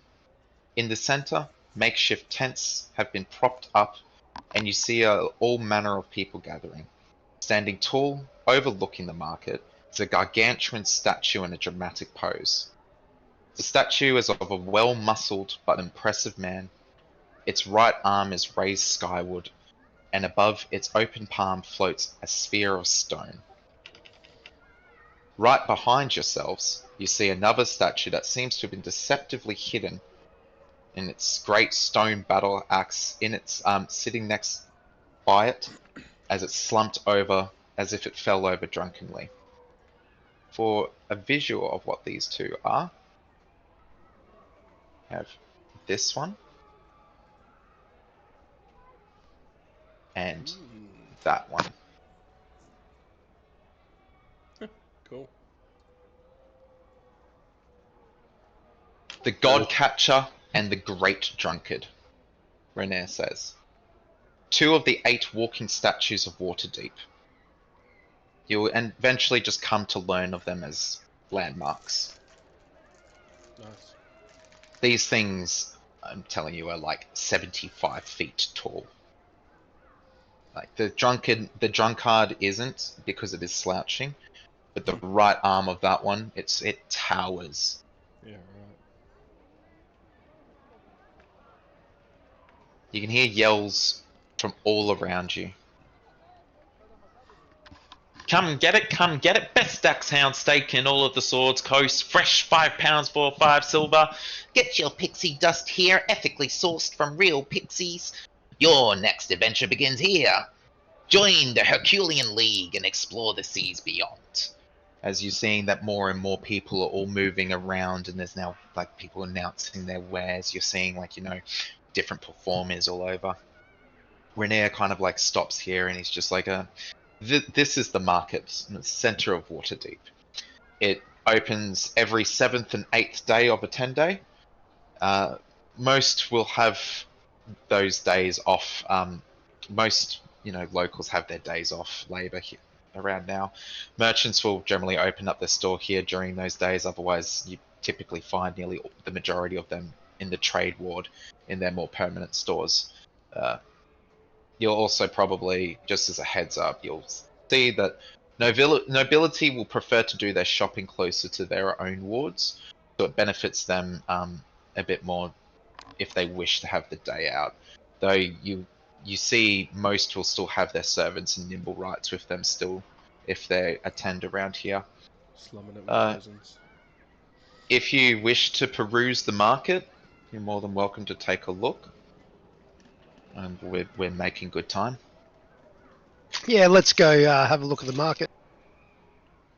Looking for butt plugs. Okay. Obviously. Well, let's meet by the performers. Maybe those kobolds over there in the next hour. You follow his finger as he points to like a trio of kobolds, kind of like moving strangely, playing an oversized bagpipes while stacked on top of each other. One kobold is blowing, one kobold is maneuvering the pipes, and another is trying to push the bag as it kind of like makes this really awkward sound as they all try to kind of clamber on top of each other. And you guys go wandering into the market. The market is very densely packed. However, you're easily able to like identify many different shops. There is general food and goods vendors like that. Adventurer wear shops where you'll be able to buy, you know, your everyday kind of equipment for adventure wise. And then there's some more niche stores as well. Depending on what you're interested in looking at, I can list out the niche ones. If you just want to go to the adventurer store, you just say the standard adventure kind of gear shop, and we can go explore there a little bit. Otherwise, yeah, just let me know what you're looking for more. Ooh. New maps. Oh, that's a sick picture. Alright, so yeah, floor is yours, boys. Which what kind? If you again, as I said, I could list out the niche stores for yourself. Yep. Okay. So when it comes down to your more niche locations, you're seeing a stall that seems to call themselves the Curious Contraption. Another one called the Mystic Emporium. Alchemist Oddities, that kind of like seems to be on a cart. It's got a big sign there that says Alchemist Oddities. The Masked Artistry Boutique. And the Cabinet of Curiosities are the ones that stand out the most to yourself here, outside of the other general. What was the riffraff. last one? Cabinet of Curiosities. That's where I want to go. Yep, me too. Put me in a box, mate. Gag me. I mean, what? Sorry. Which stall are you guys interested in? Do you want to go to the? Do you want to go to one of those ones first? Like, just name it. I'm gonna split off from everyone and just do my own thing. Okay, you're gonna split off. We'll come back to you. What about everyone else? I want to I'll check go out. to the We both. You thinking what I'm thinking? Yeah, sure. curiosities. I've got a bit of curiosity that might have a cabinet. I got an you two are itch gonna now go. needing scratching, you know. You two are gonna go over to Curiosities. Ulrick, what are you gonna do? I'm going with curiosity too. That's what I Alright. was thinking. They might have a butt Alright. plug, mate. We'll do yourselves. You go over and you see the proprietor. The name is Elias Thistledown.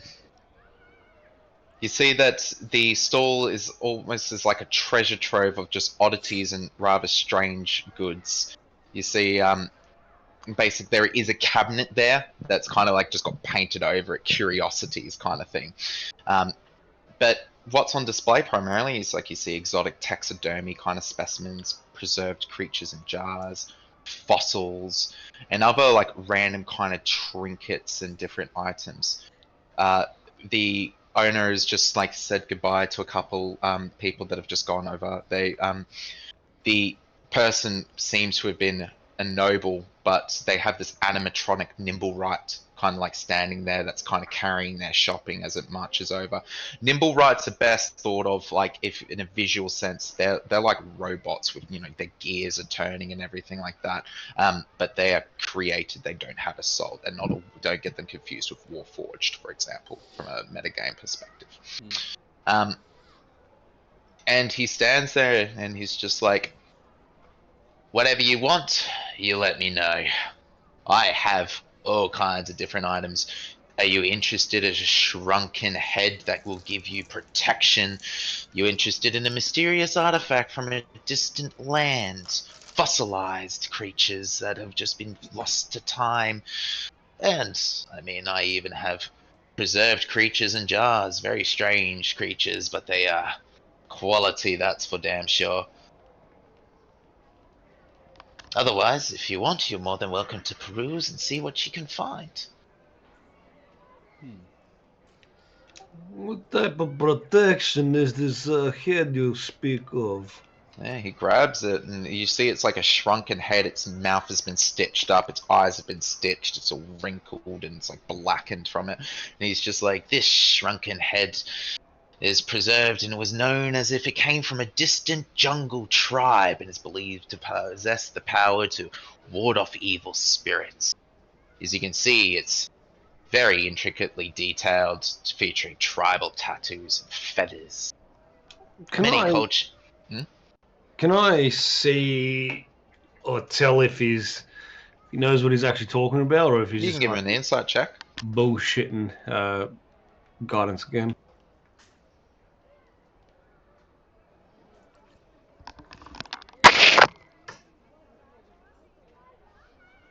So 17. He's a salesman. The item itself, you can inspect the item. Roddy's saying he's trying to sell you an item. So his intent is to sell it to you. But you're not getting like, if you want to inspect the truth around this item, you need to inspect the item itself. Am I able to inspect it? Yeah, so you just simply say, may I have a look kind of thing, yeah. Yeah. He's just like, certainly, as he hands it over. You can give me either your choice, a religion or an arcana check. Do religion Mhm. with the guidance.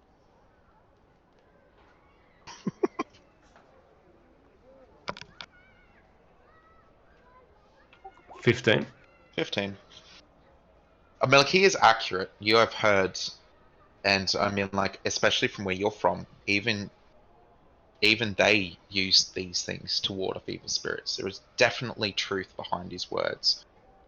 This one looks genuine. This one looks like it could potentially do exactly what he's saying. I'll say to him, funny you mention a place in the jungle, village in jungle, 'cause that's where I come from. So, you know, we do definitely use items like these. So, how much you think of? How much is one of these? Ah, so you have an eye for detail. You know the truth behind these items. So you understand that 55 dragons is a reasonable price for such a rare item. Oh, we put something like this together for pence. It's not 55 dragon. Are you going to barter with him? Yeah, I mean, yeah. No? Well, what do you offer then? If I'm being honest, and I like a man of very great great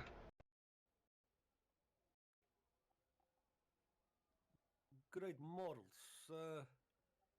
To be honest with you, I wouldn't pay more than 5 dragon for this. Give me a persuasion check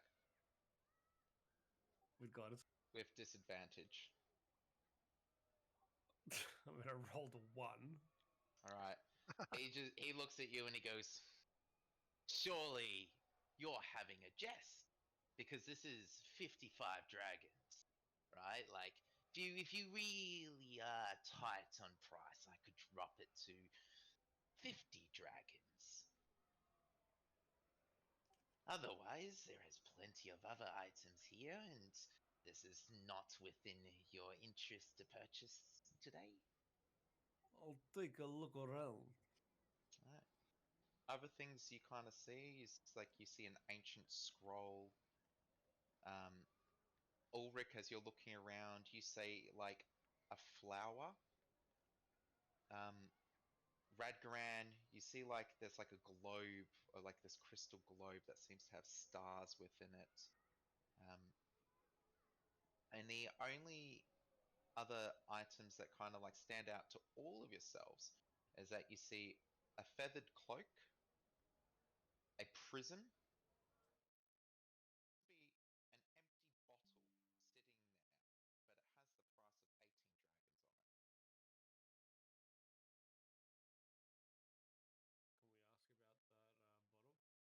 at you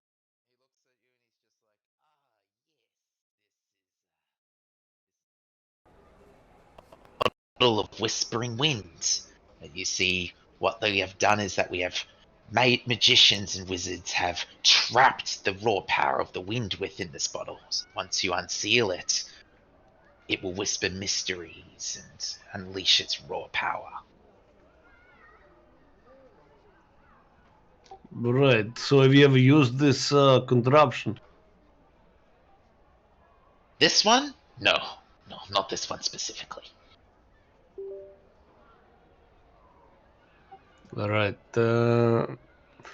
Maybe we do a little barter deal. Maybe I take this plus that for 30 dragons. Give me a persuasion check.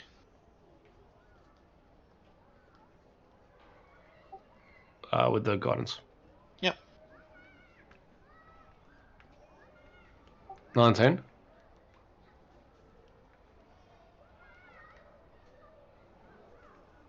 You see, I think that 60 dragons is more reasonable when you're asking for the protection from spirits and the bottle of mysteries, right? You think 60 dragons is more reasonable, don't you think? Look, we cut it in half and we go 40.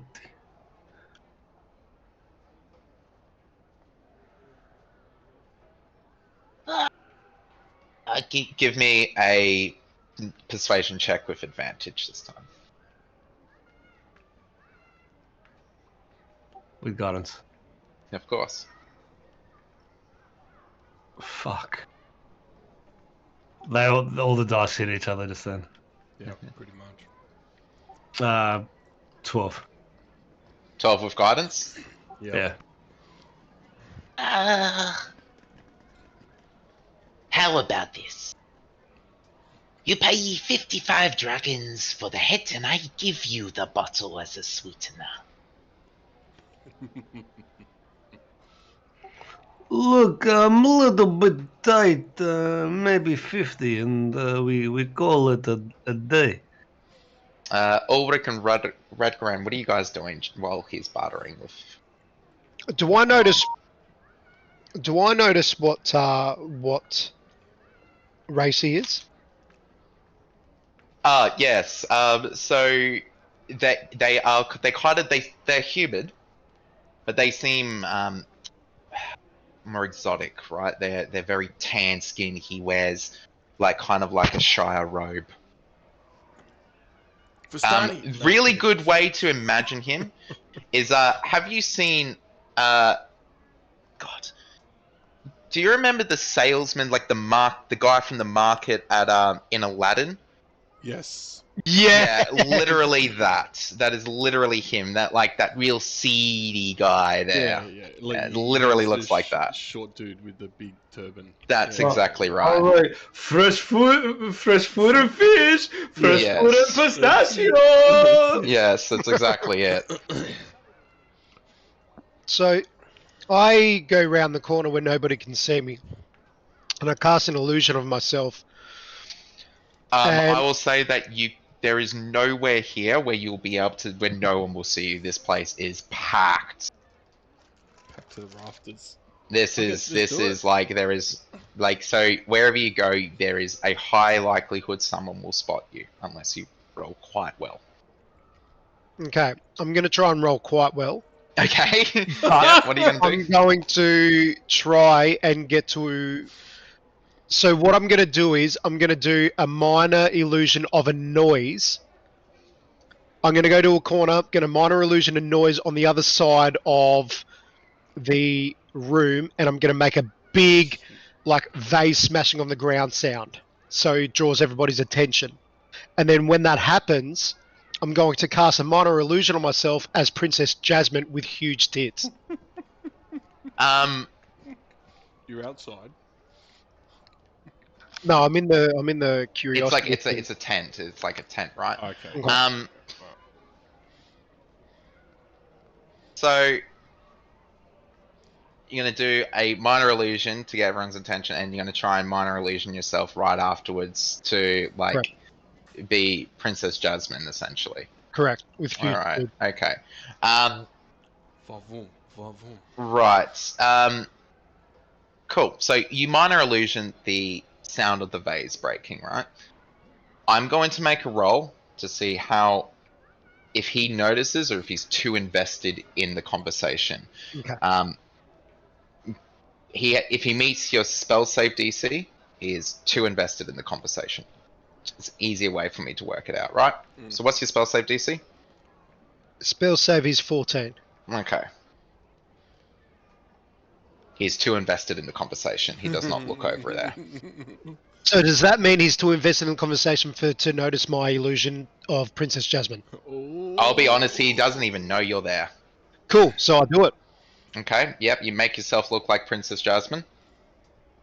And I walk up to him and look over at what Ulrick, not Ulrick, Yeshua and the guy is talking about. And I say, "Hello, monsieur. I see you have a very nice-looking feathered orb here. How much is it, and what does it do?" I would like you, with your Princess Jasmine outfit that you've just created, to roll me a Give me a moment. Is he next to me? Yeah, he's gone Yeah. up right next to you. He's in between me and you, and I slap I'll give on him the guidance. Yeah, that's fine. I would like I'm you. like, hey there, pretty lady. first the big cock, now this. I'd like you to roll me a deception check. With guidance, Johnny. With, yeah, it's 17 with guidance. I mean, I can do that, I need your guidance. but could I do that with 19? But can I do that with advantage or No, No, Okay, because you're in no. illusion. This is Okay, to see 19. how convincing your okay. 19. disguise is, right? Like 19. Okay.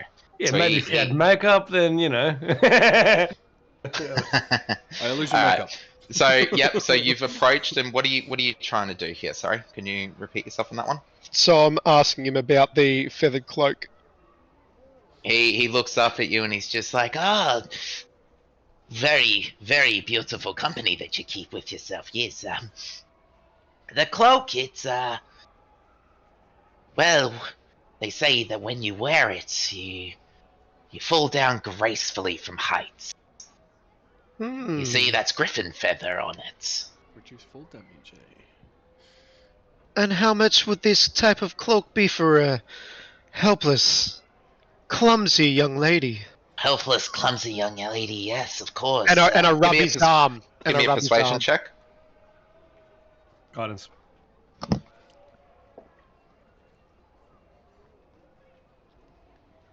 Plus guidance. Yes, please. Whoa, 25. she is persuasive. Oh, yes. For you, my beautiful 40 gold pieces. And for you, my friends, for the because you keep such wonderful company, 50 gold pieces for both. Yes. Just as this is going on, I'm disinterested and starting to walk off. It's Alright, not you something go I off. like. Yeah. Yeah, sure. He's agreed to 50 gold pieces for both the shrunken head and the bottle. Yeah, I'll do it. All right, cool. We'll come back to the items. Just add them in your notes for the time being. A shrunken head and a bottle of whispering wind. Yes, Ulric. I say, 40 gold pieces? How about we meet in the middle with 20? Give me another From persuasion check. 0. Guidance. Guidance.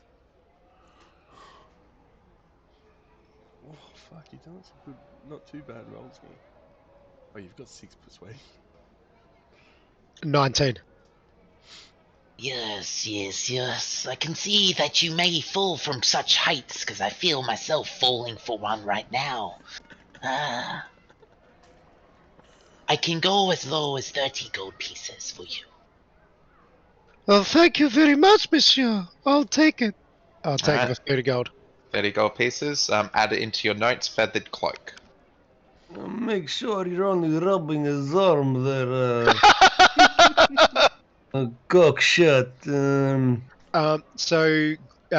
What's it called? Feathered robe? Feathered cloak. Feathered cloak. Just put that in your Thank you. in your notes for the time being. All right, Dorian. Look, What are you up to? I'm going to walk over to. You're quite quiet again. Oh, sorry. Is that better? Yes, much better. There you go. Sorry. I'm going to walk over to. Curious contraptions. Curious contraptions. Sorry, you did get quieter again. Oh, sorry. Cool. Yeah, you make yourself over to Curious Contraptions, and there you see a gnome sitting at a table, kind of like tinkering away.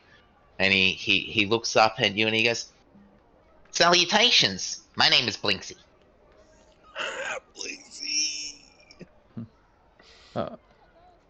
Hello, Blinksy. I'm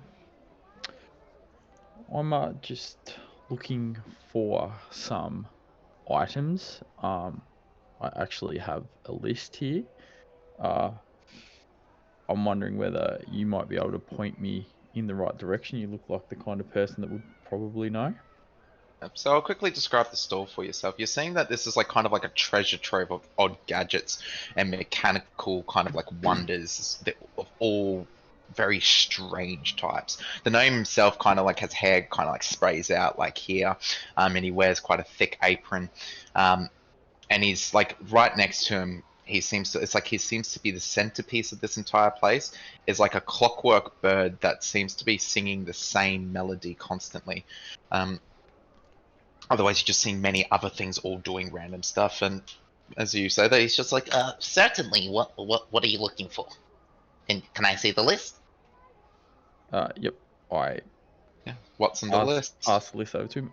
There's Arcane Propulsion Arm, Braces of Defense, Cloak of Displacement, Gloves of Soul Catching, Staff of Striking, Tome of Understanding, Winged Boots, and then at the bottom there's a big scribble that says Tattoos.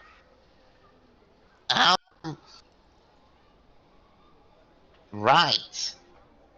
Well, I'll be honest with you, my friend. Like, absolutely, you'll find purveyors for these kind of items within Waterdeep. At the market, no hope.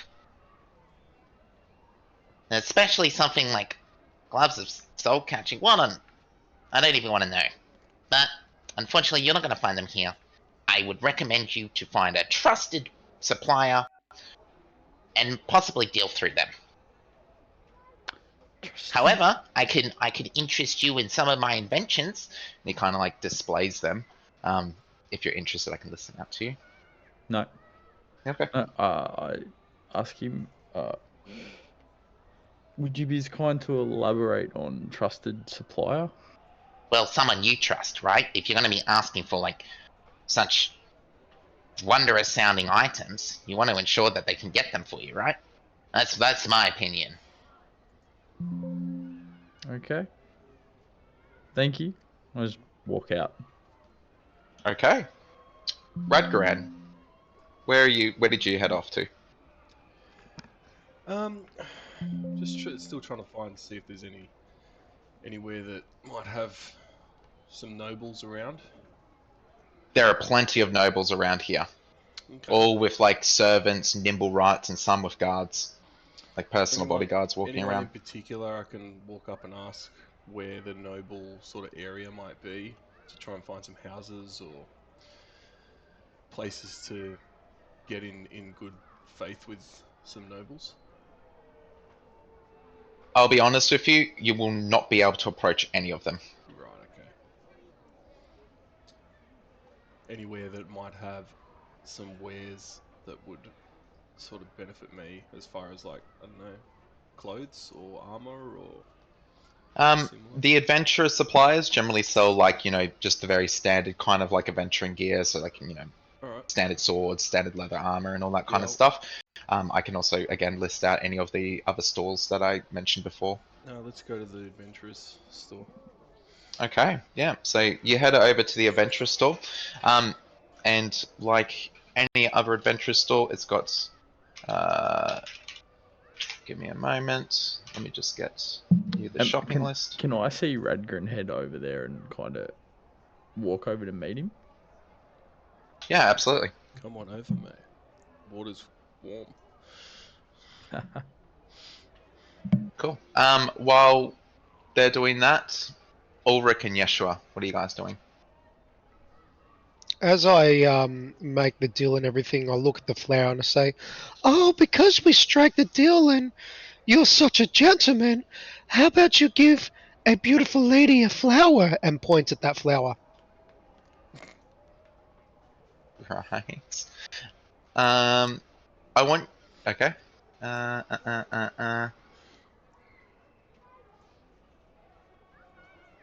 He kind of looks over at it and he's just like, Yes, it's cause it is a preserved flower. I should have specified before. It is preserved inside like a kind of like a casing. Talking like Lady and the Beast styles? Or? No, not. It's not lush. It's like dried up and preserved.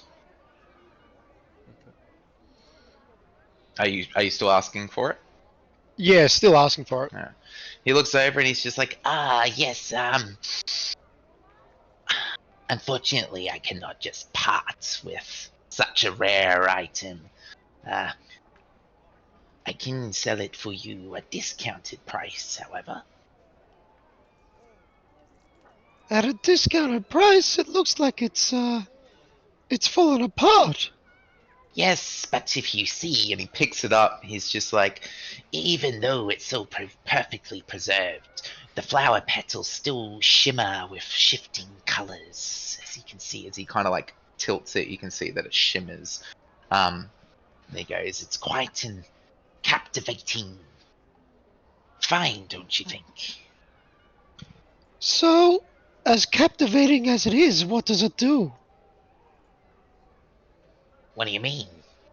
It is beautiful. It is simply the most perfect gift.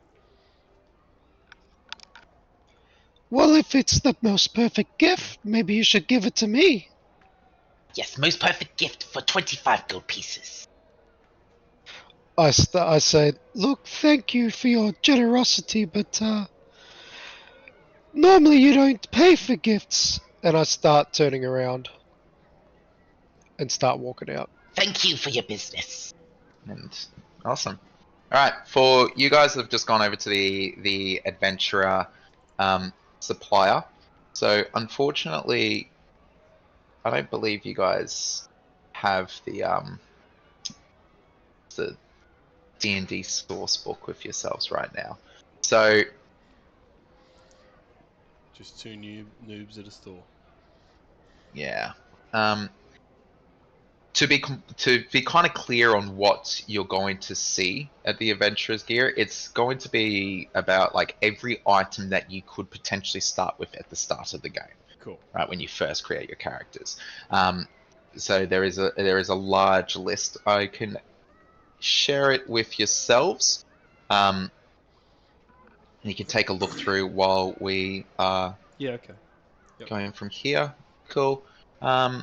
Here we go. I found a perfect list for it. Nice.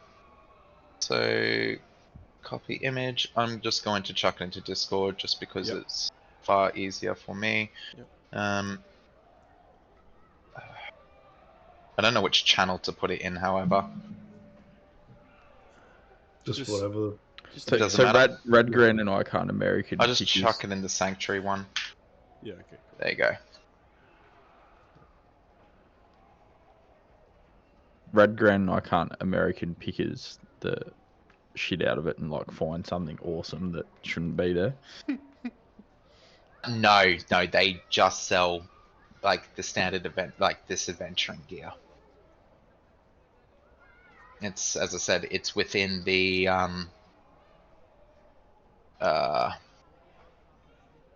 Discord chat for Sanctuary. Yeah, got it.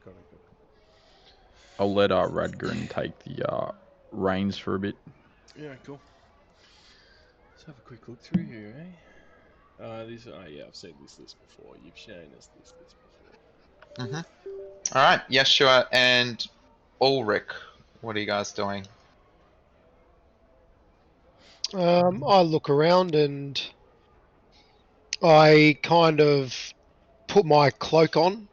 Like I go around the corner, and as I put my cloak on and cover my face, I wrap it around my body and turn back to my normal self. Perfect. You've turned back. Are you guys interested to check out one of the other stalls? You've been here for maybe about 35-40 minutes, so you still probably have time to check out one more stall before moving on, or you could all catch up with the rest of the party. I can reread which stalls that are left. If that's okay. Yeah, absolutely. So you have the Curious Contraptions, Mystic Emporium, Alchemical Oddities, and Masked Artistry Boutique. Sorry. Yeah. You can both go to different ones if you wanted. Yeah, Mystic Contraptions or whatever it was called. Curious Contraptions? Okay. Sorry, Curious Contraptions, yep. Didn't you just go to that? Anyway, I'm going to go to where the kobolds are, the meeting place, because I'm kind of done for the night. All right, you go over there. Radgoran and Dorian, when you see things on that list that you want, just let me know what they are, and then take them off your gold total and add them into your inventory. You walk up to the curious contraption and you see the gnome sitting there tinkering away. You see his songbird going off. He looks up and he's like, "Salutations." Salutations, my good gnome friend. What contraptions have you got that would be curious or would be great on an adventure? Yes, well, I mean, I've got all kinds, but my main centerpiece for sale now is this self-stirring teacup. As you see, like a teacup, like stirring itself. My clockwork songbird, which is quite charming if you don't think, and it's a lovely companion if you don't have anyone else to sit with you. I have my enchanted pocket watch here. This thing will tell you the time from any plane of existence. I got the little tiny flying bird thing over there. My pneumatic potion dispenser, invisible ink pen, a music box, and animated quills. May I ask you a question, good sir? Are you able to bolt on modifications to quarterstaffs by any chance? I absolutely do take commission requests. If you are interested in leaving a commission, you can leave it here with me now, and you can pick it up from my store in the trade ward. Depending on what it is, will depend on how long it takes me to complete. Well, I have a quarterstaff here, sir. So, what could you do for me in lines of the quarterstaff to improve it? I mean, I could do a lot. If you're interested, you can meet me at my store in the trade ward another day, and we can go through it. But I mean, it really depends on what you wanted to do. I can make it hit harder. I can make it lighter. I can make it sturdier. I can make light. That's all kinds of different things. Make light, so I'll be able to see further in the distance, you say? Or I could make it shine, so if that helps you. Would I be able to turn it off and on? We could see if I can make that work, yeah. Other than that, would you be able to make any magical properties with the stuff? If you want any specific kind of like enhancements like that, it's entirely within my capability.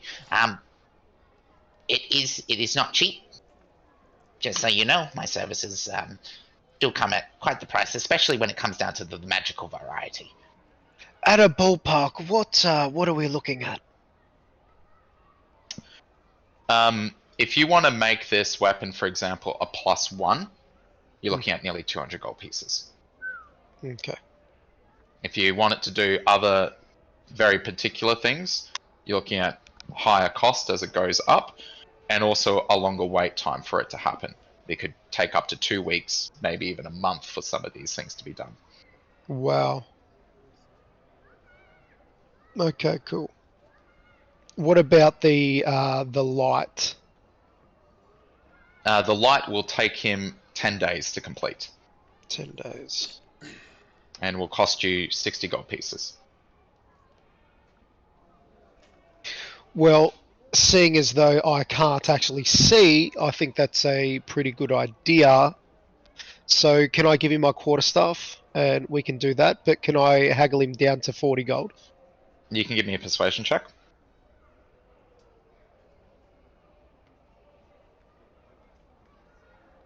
Oh, 12. 60 gold pieces.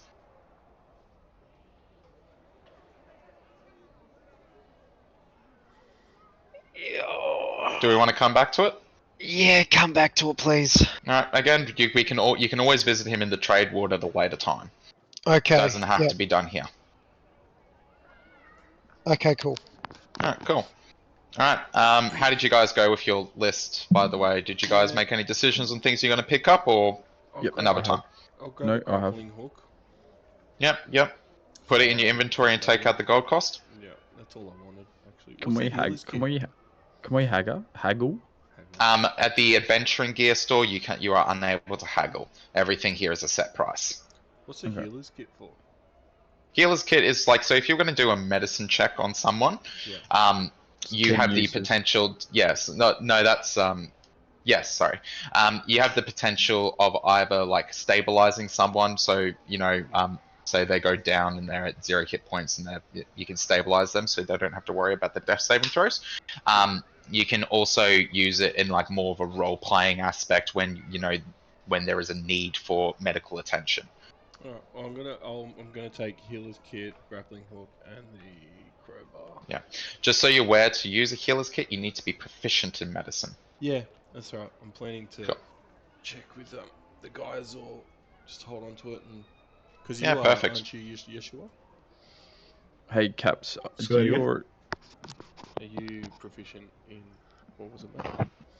Healing? Medicine. Medicine. Sorry.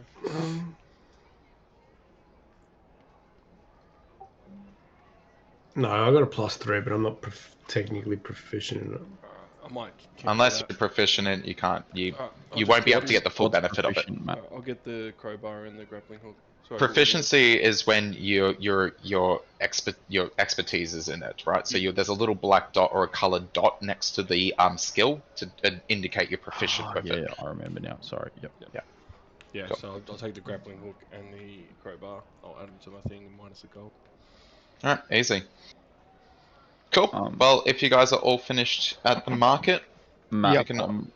I'm just gonna let you know I'm taking a portable ram, a grappling hook, spikes, and pittons. Yep, perfect. As long as you take out the gold cost of it out of your total, and you can add it into your inventory.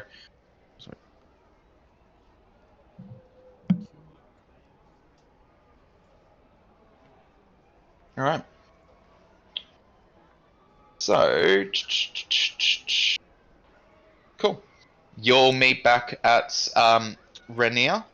Is there anything else anyone wants to resolve quickly before we move on?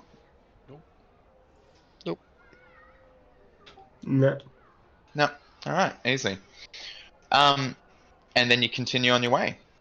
So you continue north, following the high road, leaving the hustle and bustle of the market behind, and you see what is possibly the most sudden transformation in Waterdeep's architecture that you have encountered so far. The streets are suddenly lined with grand mansions and estates boasting architectural splendor. While lavish gardens and upscale boutiques add to its allure, rose-colored marble decorates the footpaths with green and orange flags fluttering throughout the street. Cafes line the streets, where nobility and wealthy merchants all seem to be reading their daily broadsheet, which is a newspaper, enjoying fragrant teas and pastries. You see hire coaches stopping frequently, letting off those who appear to be all wearing some kind of similar garbs. Rainier turns around and says, this is the enclave of the Waterdeep's elite, nobility, wealthy merchants, any influential politicians, the North Ward. You'll see that the workers are typically identified by their clothing: white for cooks, brown for servants, black for chimney sweepers and cleaners. And we've come at a good time because it's far busier in the early hours, but as the day goes on, it gets quieter and quieter here as everyone goes off in their days. You see René cross the street, and he begins walking east down what's known as Serdun Street, eventually arriving and coming to Troll Skull Alley. René stops in front of a large 3-story building. He pulls a piece of paper out of his jacket pocket, looking over it, and then back at the building. Uncharacteristically, René speaks out loud. Is this an actual joke? As you're now looking at the building. The 3-story building has an aged and weathered facade. What may have been once a grand and imposing presence in the North Ward has faded over the years. The stone walls are discolored, vines growing along their surface. The wooden elements, including the front door and the window shutters, are in a state of utter disrepair. The garden is overgrown with weeds and more tangled vines, kind of obscuring any topiaries that were in there. Yeah, she's a bit of a fixer-upper, boy. René looks at it and he's just like, well, If you were to look at this positively, the interior can't be any worse. Renier approaches the front door, and as he turns the handle, you hear the frame crack, and he pushes it open. I'll tell you right now, Renier was very wrong. The interior is far worse. You find what may have once been a grand bar room of what may have been a very successful tavern. Now this neglected floor is littered with shattered glass, dusty furniture strewn all about, and tattered curtains hanging askew in the windows. A staircase in the north leads up to the second level. You see the balcony above with broken railings barely attached to the wooden flooring. This place has been utterly abandoned.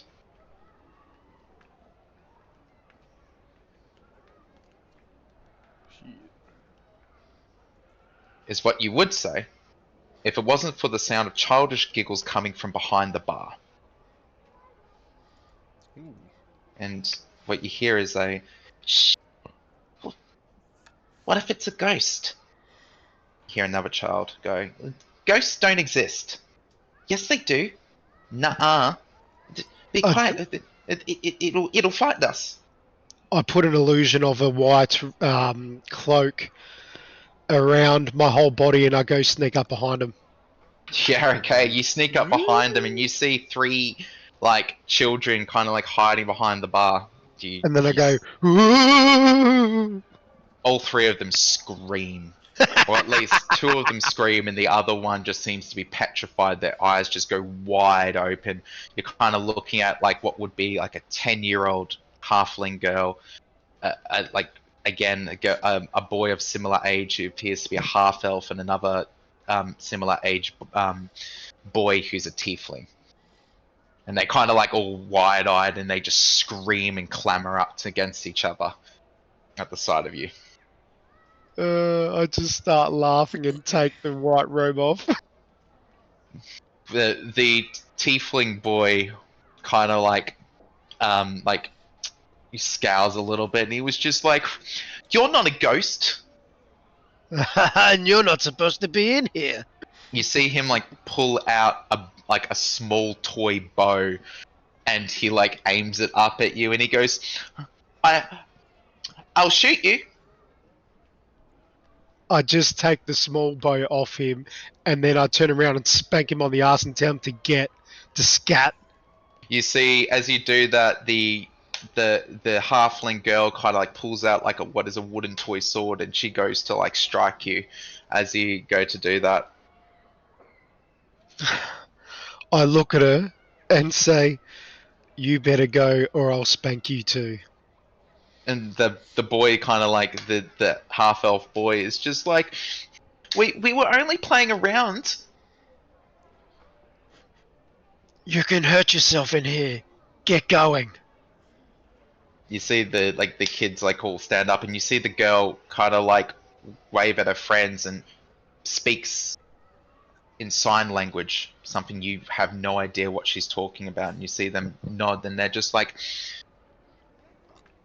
"You'll be hearing from us," as they all kind of walk out the door and leave the building. Okay, cool. Wow. This is better than what I expected. Volo really fucked us in the ass on this one.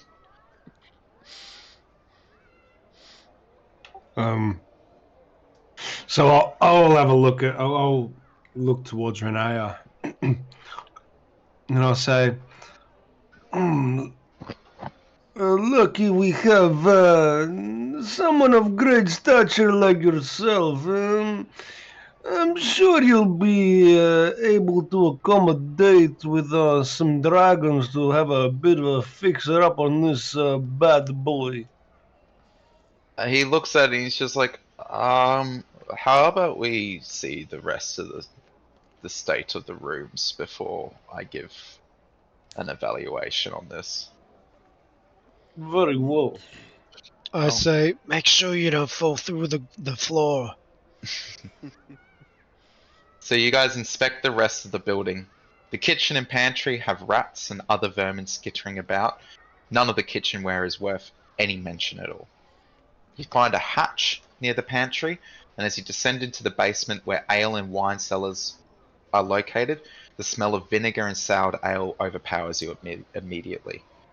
The second floor features a den, a common room, a hall, and a bedroom with a spare room connected to the second level balcony. They are all in a similar state to the tap room, however the furniture here at least appears salvageable with some level of effort. On the third floor, you find 2 master bedrooms, both with private baths, a library and study, and another balcony that goes around the third floor. Another staircase leads up to an attic where there is the last bedroom and a storage space located. A small ladder leads up to a turret peak of the property, giving fantastic 360-degree views of your surroundings. As you all reconvene in the tap room, Renair has managed to pull up a few chairs that still have all their legs and moved a table upright, giving you all somewhere to sit. Upon investigating everything, can I see if there's any like trapdoors, secret doors, or anything like that? You spend a good amount of time looking through this place, and you don't find any trapdoors or secret doors and compartments like that. You find that some of the rooms can be connected through doors, but they're by no means intentionally hidden. Okay. No. As Renair sits down, he looks at yourselves, and he's just like, So you, in my opinion, to be honest, I mean, this manor can definitely be rebuilt, but I'd say the cost is probably going to be looking at like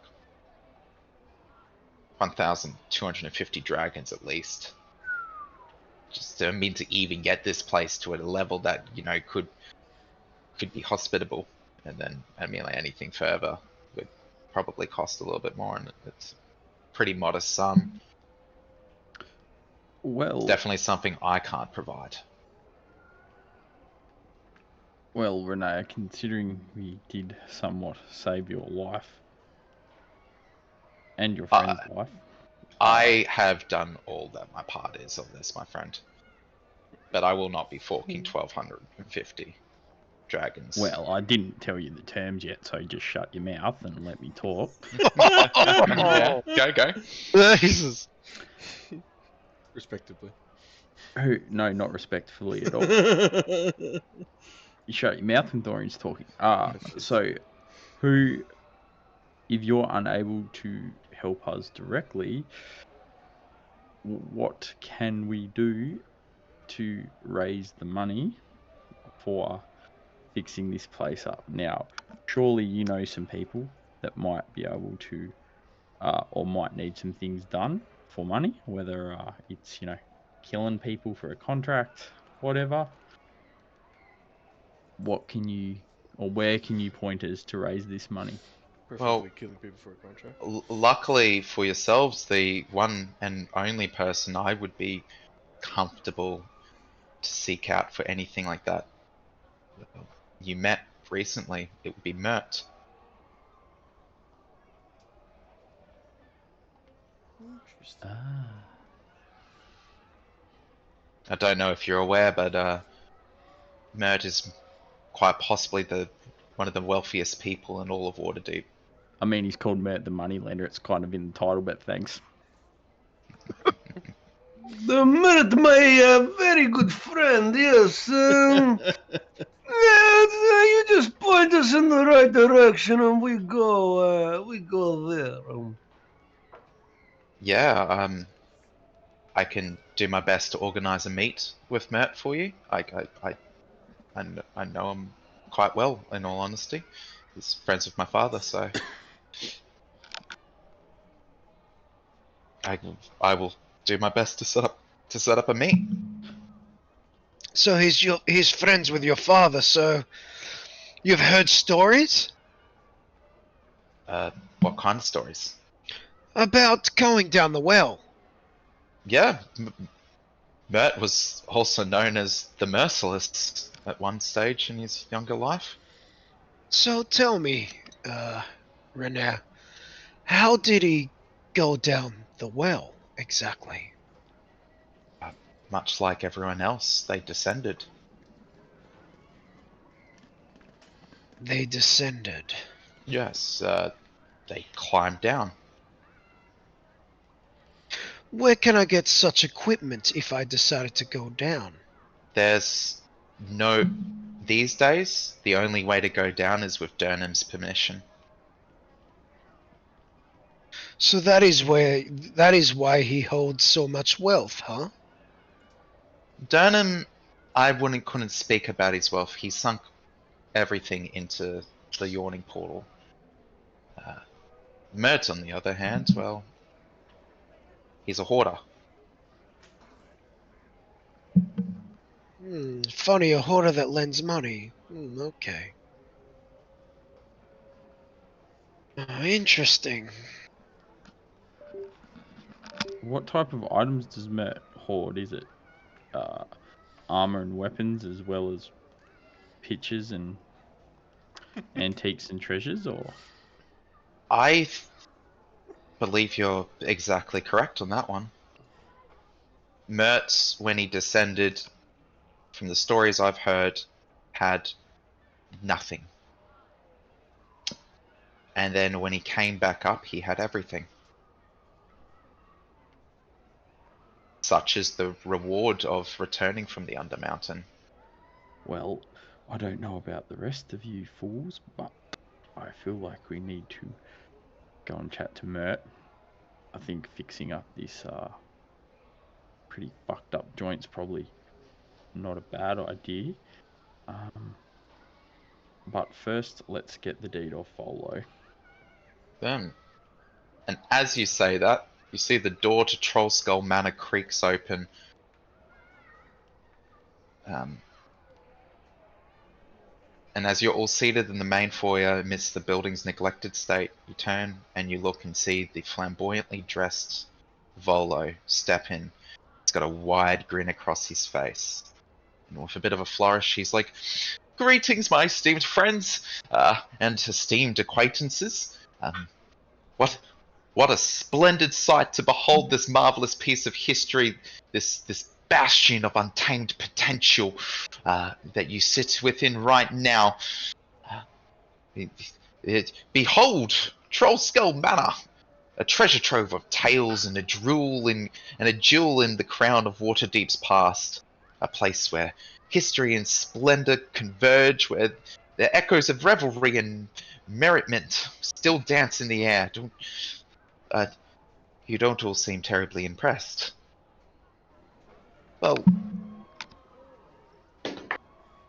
I mean, have you seen the place? It's a heap of fucking shit. but you see, right? The stately edifice, the testament to its opulence. It is a canvas upon which your dreams can be painted. I say this lightly, and I mean very, very lightly. I spit on your grave, my friend. This is fucking disgraceful. This is... Oh, I understand. You're probably still a little bit upset, and that is okay. That is okay.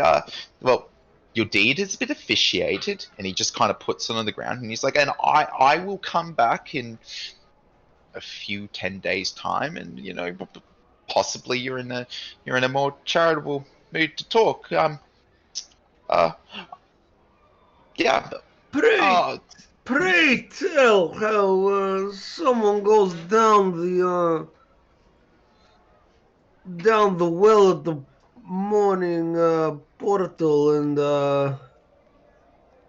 not have anything to come back with now. And it's very suspicious to me.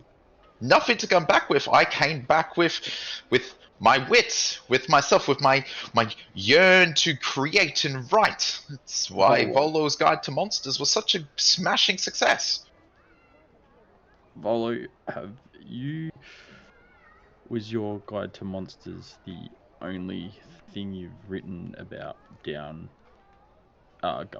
descending down in the portal, or have you got any other literature about specifics going down the portal at all? No, I have my personal journals, of course. I'll be needing those because there's no ale here. The cleric's pretty pissed off, so I would like to peruse your journals as you can have them back, but for the time being, I would like to have a bit of a read. I will have to come back to you with that with them, but I most certainly can lend you those. I will just need to collect them, and I can bring them to you in due time. Very good. What's due time? Well, I must go. And just before I forget, just being the generous, gracious man that I am, there's the one other thing just to be aware of is that there's a poltergeist that lives here. Resides here, right? And as far as I was able to gather, he is a bartender. His name was Liff, apparently. Very good. Doesn't cause any problems. I'm sure you'll all be well acquainted to your new housemate, and I heard he was once a very good bartender. Anyhow, toodaloo, and he kind of turns on his foot and just starts walking very fastly out the door.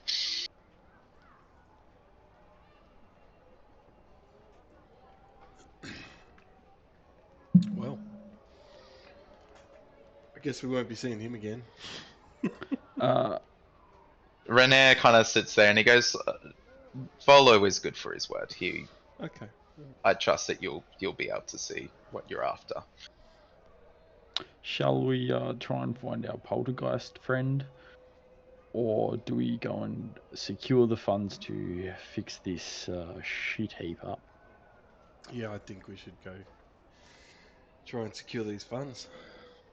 Yeah, René kind of stands up and he goes, well, I will arrange a meet for yourself with Mert, and then that way, you will be able to have the conversation you need with him.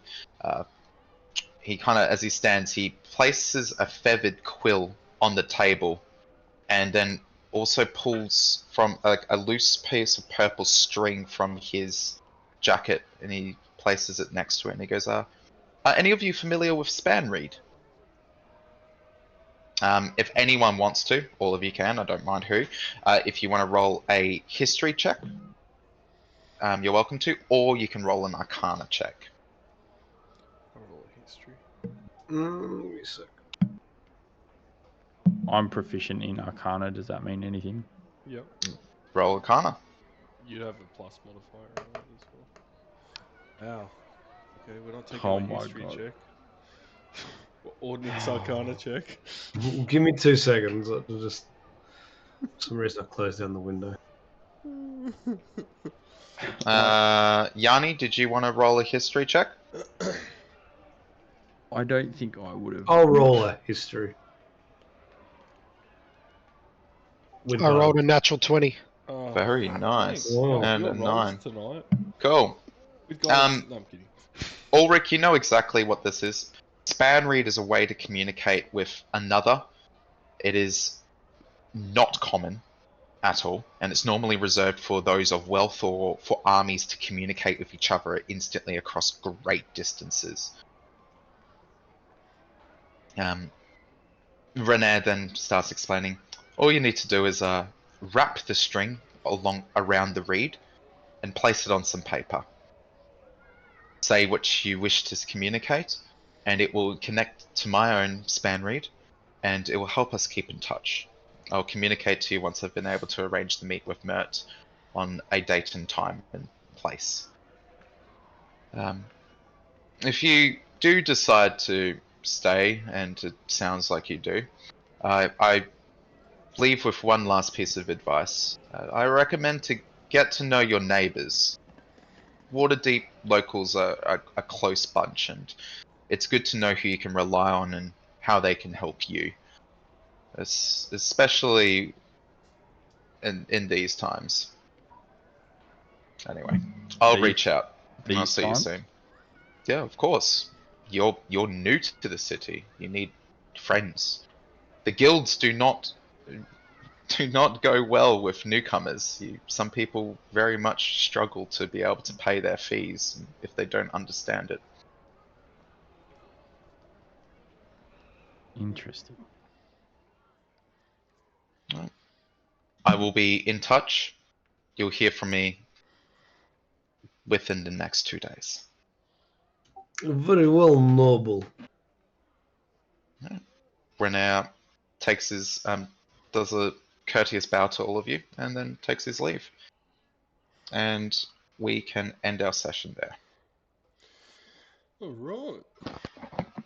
All right, thanks everyone for watching, and I hope that was entertaining. Entertaining session. There was a lot of RP to go through, and I found it pretty fun myself. So Yeah. All right. We will Have a good rest of your week, everyone. Cheers.